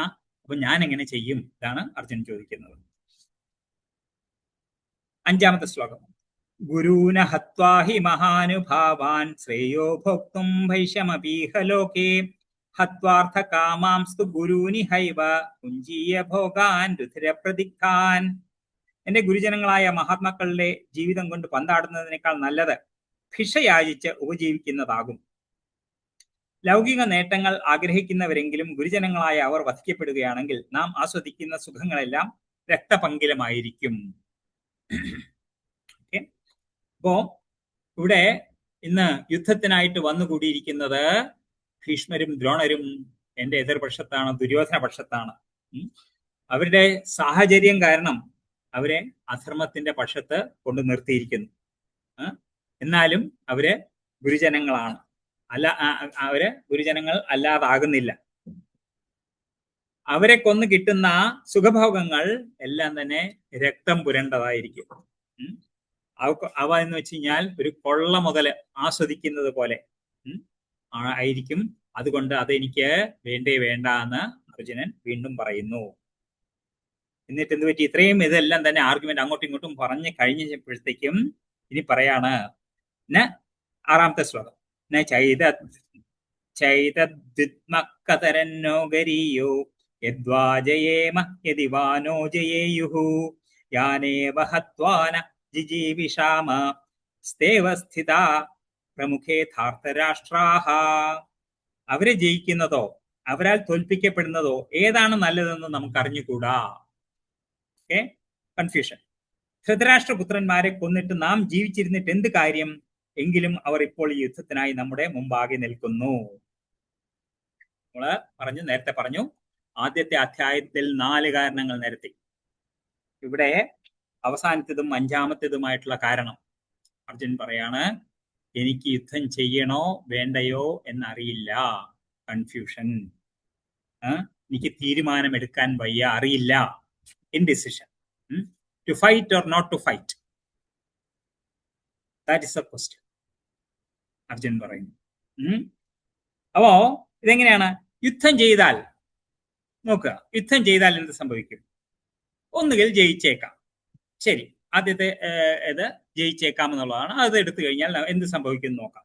ഓക്കെ, ആദ്യമേ പറഞ്ഞു, ജയിക്കുമ്പോഴത്തേക്കും എങ്ങനെയാണ് ജയിക്കുന്നത്? ബന്ധുമിത്രാദികളെ എല്ലാം തന്നെ വധിച്ച ശേഷമാണ്. അപ്പൊ നമ്മള് ഈ രാജ്യ സുഖഭോഗങ്ങൾ കിട്ടുമ്പോഴത്തേക്കും അത് ആസ്വദിക്കാനായിട്ട് നമ്മുടെ ബന്ധുജനങ്ങൾ ഇല്ലെന്നുണ്ടെന്നുണ്ടെങ്കിൽ ആ ആസ്വാദനം ഒട്ടും തന്നെ നമുക്ക് രുചിക്കില്ല. അവിടെ ആസ്വാദനം കാണുന്നില്ല. ഇത് 1-ാം അധ്യായത്തിൽ 31-35 ശ്ലോകങ്ങളില് അർജുൻ നേരത്തെ പറഞ്ഞു കഴിഞ്ഞു. അപ്പം യുദ്ധം ചെയ്തിട്ട് ജയിച്ചാൽ പ്രയോജനമില്ല. ശരി, യുദ്ധം ചെയ്തു കഴിഞ്ഞാൽ ജയിക്കണമെന്ന് മാത്രമല്ലോ, തോക്കാം. തോറ്റു കഴിഞ്ഞാൽ നമുക്ക് രാജ്യം കിട്ടില്ല. രാജ്യം കിട്ടില്ലെന്നുണ്ടെങ്കിൽ അവിടെ യാതൊരു എൻജോയ്മെന്റുമില്ല. രാജ്യഭോഗം എന്ന് പറയുന്നത് ഇല്ല. അപ്പം അതിലും നമുക്ക് ആസ്വാദനമില്ല. ശരി, ഇത് യുദ്ധം ചെയ്താൽ. യുദ്ധം ചെയ്തില്ല എന്നിരിക്കട്ടെ, ഒരു ക്ഷത്രിയനായിട്ടുള്ള അർജുനന് എന്താണ് മുമ്പിലുള്ള വഴി? രാജ്യമില്ല. ആൾറെഡി കൗരവന്മാരുടെ കയ്യിലാണ് രാജ്യം. അവർക്ക് രാജ്യമൊന്നുമില്ല. ഭിക്ഷാടനമാണ്. ഭിക്ഷ ചെയ്ത് ജീവനം നയിക്കേണ്ടി വരും. അത് ഒരു ക്ഷത്രിയനായിട്ടുള്ള ഒരാൾക്ക് അത് വളരെ ബുദ്ധിമുട്ടുള്ളതാണ്. അതിലും എൻജോയ്മെന്റ് ഇല്ല. അപ്പം യുദ്ധം ചെയ്താലും ചെയ്തില്ലെന്നുണ്ടെങ്കിലും എനിക്ക് ഒരേ റിസൾട്ടാണ് കിട്ടുന്നത്. എനിക്ക് എൻജോയ്മെന്റ് ഇല്ല. അപ്പം ഞാൻ എന്ത് ഇതില് തിരഞ്ഞെടുക്കണം? എനിക്ക് തിരഞ്ഞെടുക്കാനായിട്ട് സാധിക്കുന്നില്ല എന്നുള്ളതാണ് അർജുനന്റെ പോയിന്റ്. 2:6 ഇൻഡിസിഷൻ. അതാണ് 5-ാമത്തെ ആർഗ്യുമെന്റ്. ആദ്യത്തെ 4 1-ാമത്തെ അധ്യായത്തില് അവസാനം 5-ാമത്തെ അവസാനത്തുമായിട്ടുള്ള കാരണം പറയുന്നത് 6-ാമത്തെ ശ്ലോകത്തിൽ, 2-ാമത്തെ അധ്യായത്തിൽ 6-ാമത്തെ ശ്ലോകത്തിൽ. ഇനി വളരെ പ്രധാനപ്പെട്ട ഒരു ശ്ലോകമാണ് 2:7. കാർപ്പണ്യദോഷോപഹത സ്വഭാവഃ പൃച്ഛാമി ത്വാം ധർമ്മസമ്മൂഢചേതാഃ യച്ഛ്രേയസ്യാന്നിശ്ചിതം ബ്രൂഹി തന്മേ ശിഷ്യസ്തേഹം ചാധിമാം ത്വാം പ്രപന്നം. വിവർത്തനം. ദൗർബല്യം കൊണ്ട് ആത്മനിയന്ത്രണം നഷ്ടപ്പെട്ട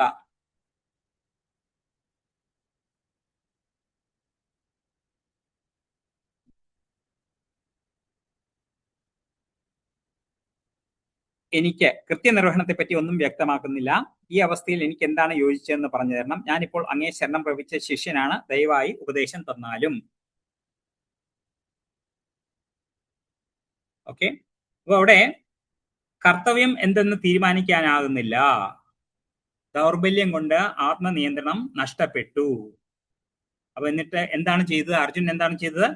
ത്വാം പ്രപന്നം, അങ്ങയെ ആശ്രയിക്കുന്നു. അപ്പോ അർജുനൻ ആശയക്കുഴപ്പത്തിലാണെന്നുണ്ടെങ്കിലും അർജുനൻ ഭഗവാനെ ആശ്രയിക്കുന്നു. ഇത് നമുക്ക് ഓരോരുത്തർക്കുമുള്ള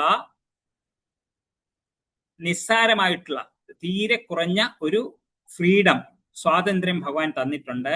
അത് നമുക്ക് ഏത് സമയത്ത് വേണമെന്നുണ്ടെങ്കിലും ഉപയോഗിക്കാം. അതൊരിക്കലും ഭഗവാൻ നമ്മളിൽ നിന്ന് എടുത്തു മാറ്റില്ല. ഇവിടെ അർജുനൻ ഭഗവാനെ ആശ്രയിക്കാനായിട്ട് ആ സ്വാതന്ത്ര്യം ഉപയോഗിച്ചിരിക്കുകയാണ്. ത്വാം പ്രപന്നം, അങ്ങയെ ആശ്രയിക്കുന്നു. ഏത് ഭാവത്തിലാണ്? ശിഷ്യസ്തേഹം, അങ്ങയുടെ ശിഷ്യനാണ് ഞാൻ. ഇതുവരെ സുഹൃത്ത് അല്ലെങ്കിൽ കസിൻ അല്ലെന്നുണ്ടെങ്കിൽ സഹോദരി ഭർത്താവ്, ഈ റോളെല്ലാം ആയിരുന്നു അർജുനൻ്റെത്. ഇപ്പൊ പറയുന്നു ഞാൻ ശിഷ്യനാണ്. ഓക്കെ, അപ്പൊ ഇനി എന്ത് ചെയ്യണം? ശാധിമാം, എന്നെ ഉപദേശിച്ചാലും. എന്തുപദേശിക്കണം? യശ്രേയസ്യാൻ നിശ്ചിതം ബ്രൂഹി തന്മേ, എനിക്ക് നിശ്ചയമായിട്ടും ശ്രേയസ്കരമായത് എന്താണെന്ന് പറഞ്ഞു തന്നാലും. ഭഗവാന്റെ അടുത്ത് നമ്മൾ പല കാര്യങ്ങളും ചോദിക്കാറുണ്ട്. അത് വേണം, ഇത് വേണം, ജോലി വേണം, നല്ല കുടുംബം വേണം, നല്ല സ്വത്ത് വേണം, ഇങ്ങനെ പല കാര്യങ്ങളും നമ്മൾ ചോദിക്കാറുണ്ട്. പക്ഷേ ചോദിക്കേണ്ടത് എന്താണെന്ന് അർജുനനിൽ നിന്ന് നമ്മൾ മനസ്സിലാക്കണം. അർജുനൻ ഇത്ര വലിയ സുഹൃത്തായിരുന്നു, ബന്ധുവായിരുന്നു, ഭഗവാനാണെന്ന് അറിയാമായിരുന്നു. എന്നിട്ടും അർജുനൻ പോയി ചോദിച്ചില്ല എനിക്ക് യുദ്ധത്തിൽ വിജയം വേണം, എനിക്ക് രാജ്യം വേണം എന്ന് ചോദിച്ചില്ല. പകരം എന്താണ് ചോദിച്ചത്? എനിക്ക് ശ്രേയസ്കരമായിട്ടുള്ളത് എന്താണ് എന്ന് പറഞ്ഞു തരൂ. ഇതാണ് ഭഗവാന്റെ അടുത്ത് ചോദിക്കാവുന്ന ഏറ്റവും ശ്രേഷ്ഠമായിട്ടുള്ള കാര്യം, ശരിയായിട്ടുള്ള കാര്യം. ഓക്കെ, അപ്പം നമുക്കും ഇതൊരു വളരെ മികച്ച പ്രാർത്ഥനയാണ്. ഈ ശ്ലോകം എല്ലാവരും കണ്ടസ്ഥീകരിക്കുക, ദിവസവും ചൊല്ലിപ്പഠിക്കുക. ഓക്കെ, നമുക്കും ഇതേപോലെ, നമുക്ക് നമ്മുടെ മുമ്പിൽ കൃഷ്ണനില്ല, ഭഗവാനെ ആശ്രയിക്കാനായിട്ട് നമുക്കൊന്നും ഇല്ല. പക്ഷേ കൃഷ്ണന്റെ പ്രതിനിധിയായിട്ടുള്ള ഒരു ഉത്തമ ആത്മീയ ഗുരു ഉണ്ടെന്നുണ്ടെന്നുണ്ടെങ്കിൽ ആ ഗുരുവിന്റെ പാദങ്ങളെ നമുക്ക് ആശ്രയിക്കാൻ സാധിച്ചു കഴിഞ്ഞാൽ നമ്മുടെ ജീവിതത്തിലും ശ്രേയസ്കരമായിട്ടുള്ളത് ഭവിക്കും. ഓക്കെ, ഇനി 2:8 നഹി പ്രപശ്യാമി മമാനുപദ്യാത് യച്ഛോകമുച്ഛോഷണമിന്ദ്രിയാണാം അവാപ്യ ഭൂമാവ സപത്നമൃദ്ധം രാജ്യം സുരാണാമപി ചാധിപത്യം. ഇന്ദ്രിയങ്ങളെ അലട്ടുന്ന ഈ ദുഃഖത്തെ ശമിപ്പിക്കാൻ ഒരു ഉപായവും ഞാൻ കാണുന്നില്ല. ഈ ഭൂമിയിൽ സമ്പൽ സമർത്ഥവും എതിരാളികൾ ഇല്ലാത്തതും ദേവന്മാർക്ക് സ്വർഗത്തിലുള്ളതുമായ പരമാധികാരത്തോടെയുള്ള സാമ്രാജ്യം ലഭിച്ചാൽ പോലും എനിക്ക് ഈ ദുഃഖത്തെ അകറ്റാൻ സാധിക്കുകയില്ല. അപ്പം ഭൗതിക പ്രപഞ്ചത്തിൽ എവിടെയാണെന്നുണ്ടെങ്കിലും അടിസ്ഥാനമായിട്ട് 4 പ്രശ്നങ്ങളുണ്ട്. ഇത് നിങ്ങൾ നേരത്തെ കേട്ടിരിക്കാം. എന്താണ് അത്? ജനനം, മരണം, ജര, വ്യാധി. എല്ലാവർക്കും എവിടെ, ഏത് 17-14 ലോകങ്ങൾ എവിടെ ചെന്ന് കഴിഞ്ഞാലും, സ്വർഗലോകത്തിൽ ചെന്ന് കഴിഞ്ഞാലും ഈ 4 ഓക്കെ. അപ്പോൾ ജീവിതത്തിലെ പ്രതിസന്ധികൾ പരിഹരിക്കുന്നതിന്, പരിഹാരം മനസ്സിലാക്കുന്നതിന് നമ്മൾ എന്ത് ചെയ്യണം? ഒരു ഉത്തമ ഗുരുവിനെ ആശ്രയിക്കണം. ഇങ്ങനെയുള്ള നമ്മുടെ പ്രതിസന്ധികൾ പരിഹരിക്കുന്നതിനായിട്ട്, യഥാർത്ഥത്തിലുള്ള പ്രശ്നങ്ങൾ പരിഹരിക്കുന്നതിനായിട്ട് നമ്മുടെ അറിവോ നമ്മുടെ സമ്പത്തോ അല്ലെന്നുണ്ടെങ്കിൽ ഭൗതിക സുഖങ്ങളോ ഒന്നും തന്നെ സഹായകരമാകുന്നില്ല. ടോട്ടലി ഉപയോഗശൂന്യമാണത്. അപ്പം എന്നാ ഇത് അർജുനന് മനസ്സിലായത് അതുകൊണ്ടാണ് പ്രശ്നപരിഹാരത്തിന് കൃഷ്ണനേക്കാൾ ശ്രേഷ്ഠനായിട്ട് വേറെ ആരുമില്ല എന്ന് മനസ്സിലാക്കി കൃഷ്ണനുമായിട്ടുള്ള സുഹൃത്ത് സംഭാഷണങ്ങളെല്ലാം തന്നെ നിർത്തിവെച്ചിട്ട് ഇനി കൃഷ്ണന്റെ ശിഷ്യനാകാനായിട്ട് അർജുനൻ തീരുമാനിച്ചത്. സമയം അതിക്രമിച്ചിരിക്കുകയാണ്, ഞാൻ വേഗം തീർക്കാം. ശ്ലോകം 9 സഞ്ജയ വാച ഏവ മുക്ത്വാ ഹൃഷീകേശം ഗുഡാകേശ പരന്തപ നയോത്സൈതി ഗോവിന്ദം ത്വാതൂഷ്ണിം ബഭൂവഃ. സഞ്ജയൻ പറഞ്ഞു. ഇത്രയും പറഞ്ഞിട്ട് ശത്രു സംഹാരിയായ അർജുനൻ വീണ്ടും ഗോവിന്ദ, ഞാൻ യുദ്ധം ചെയ്യുകയില്ല എന്ന് കൃഷ്ണനെ ഉണർത്തിച്ചുകൊണ്ട് മൗനം പൂണ്ടു. ഓക്കെ, ഇവിടെ അർജുനൻ ദുഃഖിതനായി യുദ്ധം ചെയ്യില്ല എന്ന് പറഞ്ഞെങ്കിലും ഇവിടെ അത് കേട്ടപ്പോഴത്തേക്കും ഇത് കേട്ടുകൊണ്ടിരുന്ന ധൃതരാഷ്ട്രർക്ക് വളരെ സന്തോഷമായി. അപ്പൊ ആ സന്തോഷം അസ്ഥാനത്താണെന്ന് പറയാനായിട്ട് സഞ്ജയൻ ഉപയോഗിച്ച വാക്കാണ് പരന്തപ, ശത്രുക്കളെ തപിപ്പിക്കുന്നവൻ. കുടുംബസ്നേഹം നിമിത്തമുള്ള മിഥ്യാവിലാപത്തിൽ നിന്ന് ഉടനടി അർജുനൻ മുക്തനാകും, നിശ്ചയമായിട്ടും യുദ്ധം ചെയ്യുമെന്ന് സൂചിപ്പിക്കുകയാണ് ഈ പരന്തപ എന്ന വാക്കിലൂടെ. കാര്യം അർജുനൻ കൃഷ്ണനെ ആശ്രയിച്ചിരിക്കുന്നു, ഹൃഷികേശൻ, അതായത് നമ്മുടെ ഇന്ദ്രിയങ്ങളുടെ നിയന്ത്രാതാവ്. അപ്പം ഇവിടെ ശരിയായ അങ്ങനെയുള്ള ഹൃഷികൻ ശരിയായ ബുദ്ധി അർജുനന് നൽകും. മാത്രമല്ല അർജുനെ കൊണ്ട് യുദ്ധം ചെയ്യാനുള്ള ആ സ്വന്തം ക്ഷത്രിയ ധർമ്മത്തെ സ്വീകരിപ്പിക്കും. അത് സഞ്ജയൻ ഇവിടെ പരന്തപ എന്ന വാക്കിലൂടെ, ഋഷികേശ, ഗോവിന്ദ എന്ന വാക്കുകളിലൂടെ ധൃതരാഷ്ട്രർക്ക് പറഞ്ഞു കൊടുക്കുകയാണ്. ശ്ലോകം 10. തമുവാച ഹൃഷികേശ പ്രഹസന്നിവ ഭാരത സേനയോരുഭയോർമധ്യേ വിഷീദന്തമിദം വച. അല്ലയോ ഭാരത, അപ്പോൾ ഇരു സൈന്യങ്ങളുടെയും നടുവിൽ വെച്ച് മന്ദഹാസത്തോടെ കൃഷ്ണൻ ദുഃഖിതനായ അർജുനനോട് പറഞ്ഞു. ഇവിടെ മന്ദഹാസത്തോടെ എന്ന് പറഞ്ഞിരിക്കുന്നത് എന്തുകൊണ്ടാണ്? ഭഗവാൻ പുഞ്ചിരിച്ച എന്തുകൊണ്ടാണ്? ഇതുവരെ തന്റെ സുഹൃത്തായിട്ടുള്ള അർജുനൻ തന്റെ ശിഷ്യനായി തീർന്നു. ഭഗവാൻ സർവേശ്വരനാണെന്നുണ്ടെങ്കിലും ഭക്തന്മാരുടെ ആഗ്രഹപ്രകാരം സുഹൃത്ത്, മകൻ, കാമുകൻ, ഇങ്ങനെ പല ഭാവങ്ങൾ ഭഗവാൻ സ്വീകരിക്കും. അത് സ്വീകരിക്കാനായിട്ട് ഭഗവാൻ തയ്യാറാകുന്നു. ഇവിടെ ഗുരുസ്ഥാനമാണ് സ്വീകരിച്ചത്. എന്നിട്ട് ഗുരു ശിഷ്യനോടെന്ന പോലെ ഗാംഭീര്യത്തോടെ യഥാവിധി ഉപദേശം തുടങ്ങുവാണ് ഭഗവാൻ. ഓക്കെ, 2:11. ശ്രീ ഭഗവാനുവാച അശോച്യാനന്വശോചസ്ത്വം പ്രജ്ഞാവാദാംശ്ച ഭാഷസേ ഗതാസൂനഗതാസൂംശ്ച നാനുശോചന്തി പണ്ഡിതാഹ. ശ്രീ ഭഗവാൻ പറഞ്ഞു, നീ ബുദ്ധിമാന്മാരെ പോലെ സംസാരിക്കുന്നുവെങ്കിലും ആവശ്യമില്ലാത്തവയെ ചൊല്ലി ദുഃഖിക്കുകയും ചെയ്യുന്നു. ബുദ്ധിമാന്മാർ ജീവിക്കുന്നവരെ ചൊല്ലിയാകട്ടെ മരിച്ചവരെ ചൊല്ലിയാകട്ടെ വിലപിക്കാറില്ല. അപ്പോ ഇവിടെ നിന്നാണ് യഥാർത്ഥത്തിൽ ഗീതാ ഉപദേശം സ്റ്റാർട്ട് ചെയ്യുന്നത്. പല ഗീതാ വ്യാഖ്യാനങ്ങളും തുടങ്ങുന്നത്, ഉദാഹരണത്തിന് ശങ്കരാചാര്യരുടെ ഗീതാ വ്യാഖ്യാനം 2:11 മുതലാണ് അദ്ദേഹം വ്യാഖ്യാനിച്ചിരിക്കുന്നത്. ഓക്കെ, അപ്പം ഒരു സദ്ഗുരു ശിഷ്യന്റെ നല്ലതിനായിട്ട് ശിഷ്യനെ ശാസിക്കുന്നുണ്ട്. ഇവിടെ അർജുനെ വിഡ്ഢി എന്നാണ് ഭഗവാൻ വിളിക്കുന്നത്. കാര്യം അർജുനൻ നോക്കിക്കഴിഞ്ഞാൽ അർജുനൻ തീരെ ബുദ്ധി ഉപയോഗിച്ചിട്ടില്ല. ധർമ്മശാസ്ത്രം അർത്ഥശാസ്ത്രത്തെക്കാൾ ശ്രേഷ്ഠ എന്ന രീതിയിലാണ് വാദിച്ചത്. പക്ഷെ അതിലും ഉപരിയാണ് ജഡമായ ഭൗതിക പദാർത്ഥം, ചൈതന്യവത്തായിട്ടുള്ള ആത്മാവ്, രണ്ടിന്റെയും നിയന്ത്രിതാവായിട്ടുള്ള പരമാത്മാവ്, ഇവയെല്ലാം തന്നെയുള്ള അറിവ്, ഇതിനെക്കുറിച്ചുള്ള അറിവെന്ന് പറയുന്നത് നീതിശാസ്ത്രത്തെക്കാളും ഉപരിയായിട്ടുള്ളതാണ്. അത് മനസ്സിലാക്കി കഴിഞ്ഞാൽ ഒരു ദുഃഖവും തന്നെ ഉണ്ടാവില്ല. സ്ഥൂല ശരീരം, സൂക്ഷ്മ ശരീരം, ആത്മാവ്, ഇത് തമ്മിലുള്ള വ്യത്യാസം മനസ്സിലാക്കിയിരിക്കണം. സ്ഥൂല ശരീരം എന്ന് വെച്ച് കഴിഞ്ഞാൽ അതിന് നാശം നിശ്ചയമായിട്ടുള്ളതാണ്. കുറെ കാലം കഴിയുമ്പോഴത്തേക്ക് നശിച്ചു പോകുന്ന എല്ലാവർക്കും അറിയാം. ആ സ്ഥൂല ശരീരം നശിക്കുമ്പോൾ സൂക്ഷ്മ ശരീരത്തെ നശിപ്പിക്കാൻ പറ്റില്ല എന്ന് നമുക്കറിയാം. അതേപോലെ ആത്മാവ് ശാശ്വതമാണ്. ഈ 3 കാര്യങ്ങൾ മനസ്സിലാക്കി കഴിഞ്ഞാൽ പിന്നെ യുദ്ധത്തിൽ ആരെയെങ്കിലും കൊല്ലുകയാണെന്നുണ്ടെങ്കിൽ അതിനെപ്പറ്റി ദുഃഖിക്കാൻ എന്തിനാണ് ദുഃഖിക്കേണ്ടത്? ഇതാണ് പോയിന്റ്. ഓക്കെ, അപ്പൊ ഇനി 12ാമത്തെ ശ്ലോകം. നത്വേ വാഹം ജാതു നാസം നത്വം നേമേ ജനാധിപാഹ നച്ചൈവ ന ഭവിഷ്യാമഹ സർവേ വയമതപരം.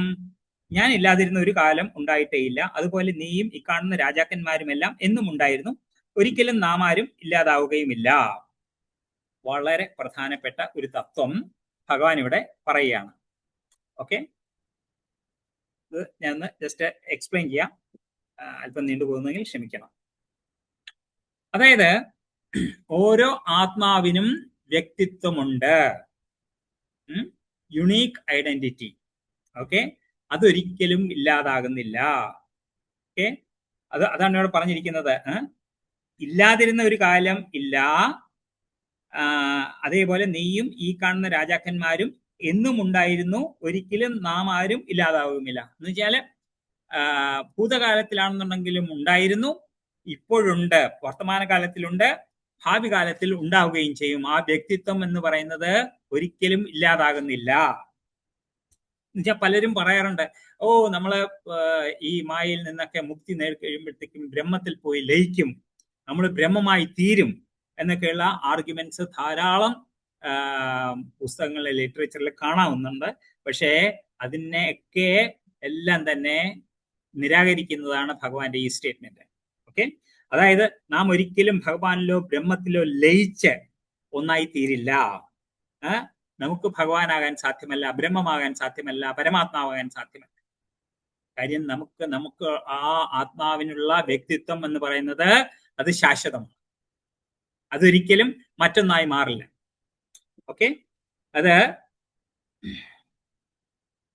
ജീവേര സ്വരൂപഹോയ് നിത്യേര കൃഷ്ണദാസ്, ഇതാണ് നമ്മുടെ ഐഡന്റിറ്റി എന്ന് പറയുന്നത്. ജീവന്റെ സ്വരൂപം എന്ന് പറയുന്നത് കൃഷ്ണദാസ്, കൃഷ്ണന്റെ ദാസനാണ്. എപ്പോൾ? നിത്യേര, ശാശ്വതമായിട്ട്, അതൊരിക്കലും അതിന് മാറ്റം വരാൻ പോകുന്നില്ല. അപ്പം ബദ്ധാവസ്ഥയിലാണെങ്കിലും മുക്താവസ്ഥയിലാണെന്നുണ്ടെങ്കിലും ആ സ്റ്റേറ്റ്മെന്റ് കറക്റ്റ് ആണ്. അപ്പം ഈ യുദ്ധഭൂമിയിൽ കാണുന്ന എല്ലാവരുടെയും വ്യക്തിത്വം എപ്പോഴും നിലനിൽക്കും, ആരെക്കുറിച്ചും അതിനാൽ ദുഃഖിക്കേണ്ടതില്ല എന്ന് കൃഷ്ണൻ അടിവരയിട്ട് പറയുന്നു. അപ്പോ അർജുനൻ വാദിച്ചേക്കാം, ഓക്കെ, ആത്മാവ് ശാശ്വതമാണെങ്കിലും ശരീരം ആത്മാവിനോട് ബന്ധപ്പെട്ടിരിക്കുന്നതിനാൽ ശരീരത്തോട് നമുക്ക് വാത്സല്യം ഉണ്ടാവും. അതേപോലെ ശരീരവുമായി ബന്ധപ്പെട്ടിരിക്കുന്ന ബന്ധുക്കളോടും നമുക്ക് നമ്മുടെ പ്രിയപ്പെട്ടവരാകുന്നു. അപ്പോൾ അവരുടെ ശരീരം നഷ്ടപ്പെടുമ്പോൾ തീർച്ചയായിട്ടും നമുക്ക് ദുഃഖമുണ്ടാവുമല്ലോ, ശരിയല്ലേ? നമ്മളും ആരെങ്കിലും മരിച്ചു എന്ന് കേട്ട് കഴിഞ്ഞാൽ നമ്മളും കരയാറുണ്ട്. അപ്പോ ഇത് അർജുനന്റെ മനസ്സിൽ വന്നു എന്ന് അറിയുന്ന കൃഷ്ണൻ ഉടനെ അതിന്റെ ഉത്തരം അടുത്ത ശ്ലോകത്തിൽ പറഞ്ഞു. 2:13, ഇന്നത്തെ അവസാനത്തെ ശ്ലോകമാണ്. ദേഹിനോസ്മിൻ യഥാ ദേഹേ കൗമാരം യൗവനം ജര തഥാ ദേഹാന്തര പ്രാപ്തിർധീരസ്തത്ര ന മുഹ്യതി. ശരീരസ്ഥനായ ആത്മാവ് ബാല്യത്തിൽ നിന്ന് യൗവനത്തിലേക്കും പിന്നെ വാർദ്ധക്യത്തിലേക്കും കടക്കുന്നത് പോലെ മരണശേഷം മറ്റൊരു ശരീരത്തിലേക്ക് പ്രവേശിക്കുന്നു. സമചിത്തനായ ഒരാൾക്ക് ഈ പരിണാമത്തെ പറ്റി സംഭ്രമം ഉണ്ടാവുകയില്ല. ഓക്കെ, നോക്കൂ, അതായത് നമുക്കറിയാം നമ്മുടെ ശരീരം എങ്ങനെയാണ്. കുട്ടിക്കാലത്ത് നമ്മള് ചെറിയ മുട്ടുകാലിൽ ഇഴഞ്ഞ ഒരു ശരീരമായിരുന്നു. അതിനുശേഷം വളർന്നു, സ്കൂളിൽ പഠിക്കുന്ന കാലത്ത്, പിന്നെ കോളേജിൽ പഠിക്കുന്ന കാലത്ത് യൗവനത്തിലേക്ക് കടന്നു, പിന്നെ പതുക്കെ മധ്യവയസ്കരായി വാർദ്ധക്യത്തിലേക്ക് കടക്കുന്നു. അപ്പോഴൊക്കെ ശരീരം ഓരോ വ്യതിയാനങ്ങൾക്ക് അടിമപ്പെടുന്നുണ്ട്. അവസാനം എന്ത് സംഭവിക്കുന്നു? ആ ശരീരം മാറി വേറൊന്നായി മാറുന്നു, അത് അവസാനിക്കുന്നു. അവിടെ ശരീരത്തിന് അവസാനം ഉണ്ടാവും. അതുകൊണ്ട് തന്നെ മരണസമയത്ത് മറ്റൊരു ശരീരത്തിലേക്ക് പോകുന്നു ആത്മാവ്. അതുകൊണ്ട് സമചിത്തനായിട്ടുള്ള ഒരാൾക്ക് ധീരൻ എന്ന് വെച്ച് കഴിഞ്ഞാൽ ആരാണ്? ജീവാത്മാവിനെ കുറിച്ച്, പരമാത്മാവിനെ കുറിച്ച്, ഭൗതിക പ്രകൃതിയെ കുറിച്ച്, ആത്മീയ പ്രകൃതിയെ കുറിച്ച് പൂർണ്ണമായിട്ടുള്ള അറിവുള്ള ഒരാളെ ധീരൻ എന്ന് വിളിക്കുന്നു. അയാൾക്ക് സമചിത്തത കാണും. അങ്ങനെ ഉള്ള ഒരാള് ഒരിക്കലും ശരീര പരിണാമത്തെ പറ്റി വ്യാമോഹിതനാകുന്നില്ല. അപ്പം അതാണ് ഇവിടെ പറഞ്ഞിരിക്കുന്നത്. ഇവിടെ നമുക്ക് ഇന്നത്തോടെ 2:13 തീർന്നു. ജസ്റ്റ് ഒരു കാര്യം കൂടി പറയാം. 11 മുതൽ 30 വരെയുള്ള ശ്ലോകങ്ങളിൽ ശരീരം, ആത്മാവ്, ജഡപദാർത്ഥം അഥവാ ആത്മാവ്, അതിനെക്കുറിച്ചുള്ള വിശകലനമാണ് ഭഗവാൻ ചെയ്യുന്നത്. ഓക്കെ, അപ്പൊ ഇതിൽ നിന്നും അർത്ഥമില്ലാത്ത അനാവശ്യമായിട്ടുള്ള ദുഃഖം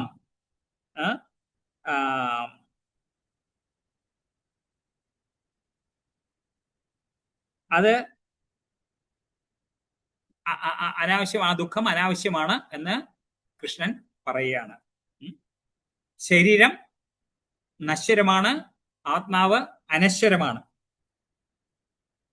ഇത് മനസ്സിലാക്കി ഹേ അർജുന, നീ യുദ്ധം ചെയ്യൂ എന്നാണ് ഈ ശ്ലോകങ്ങൾ 11 മുതൽ 30 വരെയുള്ള ഇതിൽ പറയുന്നത്. അതിനുശേഷം, അതായത് ആദ്യത്തെ അർജുനന്റെ ആ ബന്ധുജനങ്ങളോടുള്ള കരുണ എന്നുള്ള ആർഗ്യുമെന്റ് ഇവിടെ ഭഗവാൻ ഖണ്ഡിച്ചു. അതുകൊണ്ട് നീ യുദ്ധം ചെയ്യും. ഇതേപോലെ ബാക്കിയുള്ള അധ്യായത്തിലും ഓരോ കാരണങ്ങള്, അർജുനൻ പറഞ്ഞ ഓരോ കാരണങ്ങളും, നീ പറയുന്ന നിന്റെ റീസൺ ഇന്ന കാരണങ്ങളാൽ അത് അടിസ്ഥാനരഹിതമാണ്, അതുകൊണ്ട് നീ യുദ്ധം ചെയ്യൂ. അതുകൊണ്ട് ഓരോ കാരണങ്ങളും, അർജുനൻ പറഞ്ഞിരിക്കുന്ന ഓരോ കാരണങ്ങളും, 4 കാരണങ്ങള് ഓരോന്നായിട്ട് ഖണ്ഡിച്ചിട്ട് നീ യുദ്ധം ചെയ്യൂ, അതുകൊണ്ട് നീ യുദ്ധം ചെയ്യൂ, അതുകൊണ്ട് നീ യുദ്ധം ചെയ്യൂ എന്ന് അർജുനനെ ബോധവൽക്കരിക്കുകയാണ് 2ാം അധ്യായത്തിൽ ഭഗവാൻ ചെയ്യുന്നത്. ഞാൻ ഇവിടെ നിർത്തുന്നു. ഹരേ കൃഷ്ണ. ഹരേ കൃഷ്ണ. താങ്ക് യു പ്രഭു. വളരെ നന്നായിട്ട് തന്നെ നമുക്ക് ഈ ക്ലാസ് പറഞ്ഞു തന്നു. അർജുനൻ യുദ്ധം ചെയ്യാതിരിക്കാനുള്ള പല കാരണങ്ങൾ കൃഷ്ണനോട് പറയുന്നതും പിന്നീട് സർവസ്വവും ഭഗവാനിൽ സമർപ്പിച്ച ശിഷ്യത്വം സ്വീകരിക്കുന്നതുമായിട്ട് നമുക്ക് പല ശ്ലോകങ്ങളിലൂടെ നമുക്കത് വിവരിച്ചു തന്നു. ദീനാനാഥ് പ്രഭുവിന് വളരെയധികം നന്ദി. ഇനിയിപ്പോ ആർക്കെങ്കിലും എന്തെങ്കിലും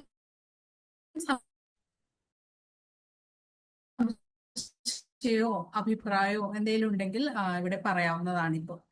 ഹരേ കൃഷ്ണ.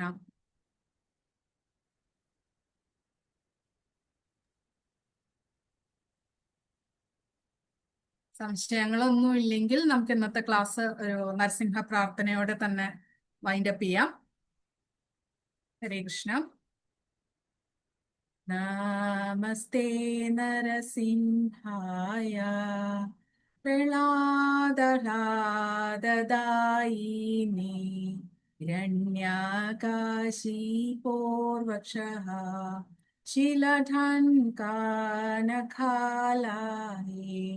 ഇതോ നരസിംഹ പരതോ നരസിംഹ യതോ യതോ യാമി തതോ നരസിംഹ ബഹിർനരസിംഹ ഹൃദയേ നരസിംഹ നരസിംഹമതിം ശരണം പ്രപദ്യേ തവ കരകമലവരേ നാഖാ അദ്ഭുത ശൃംഗാ ദലിതാ ഹിരണ്യകശിപു തനുഭൃംഗാ കേശവധൃതാ നരഹരി രൂപാ जय जगदीश हरे जय जगदीश हरे जय जगदीश हरे जय नरसिंहदेव जय नरसिंहदेव जय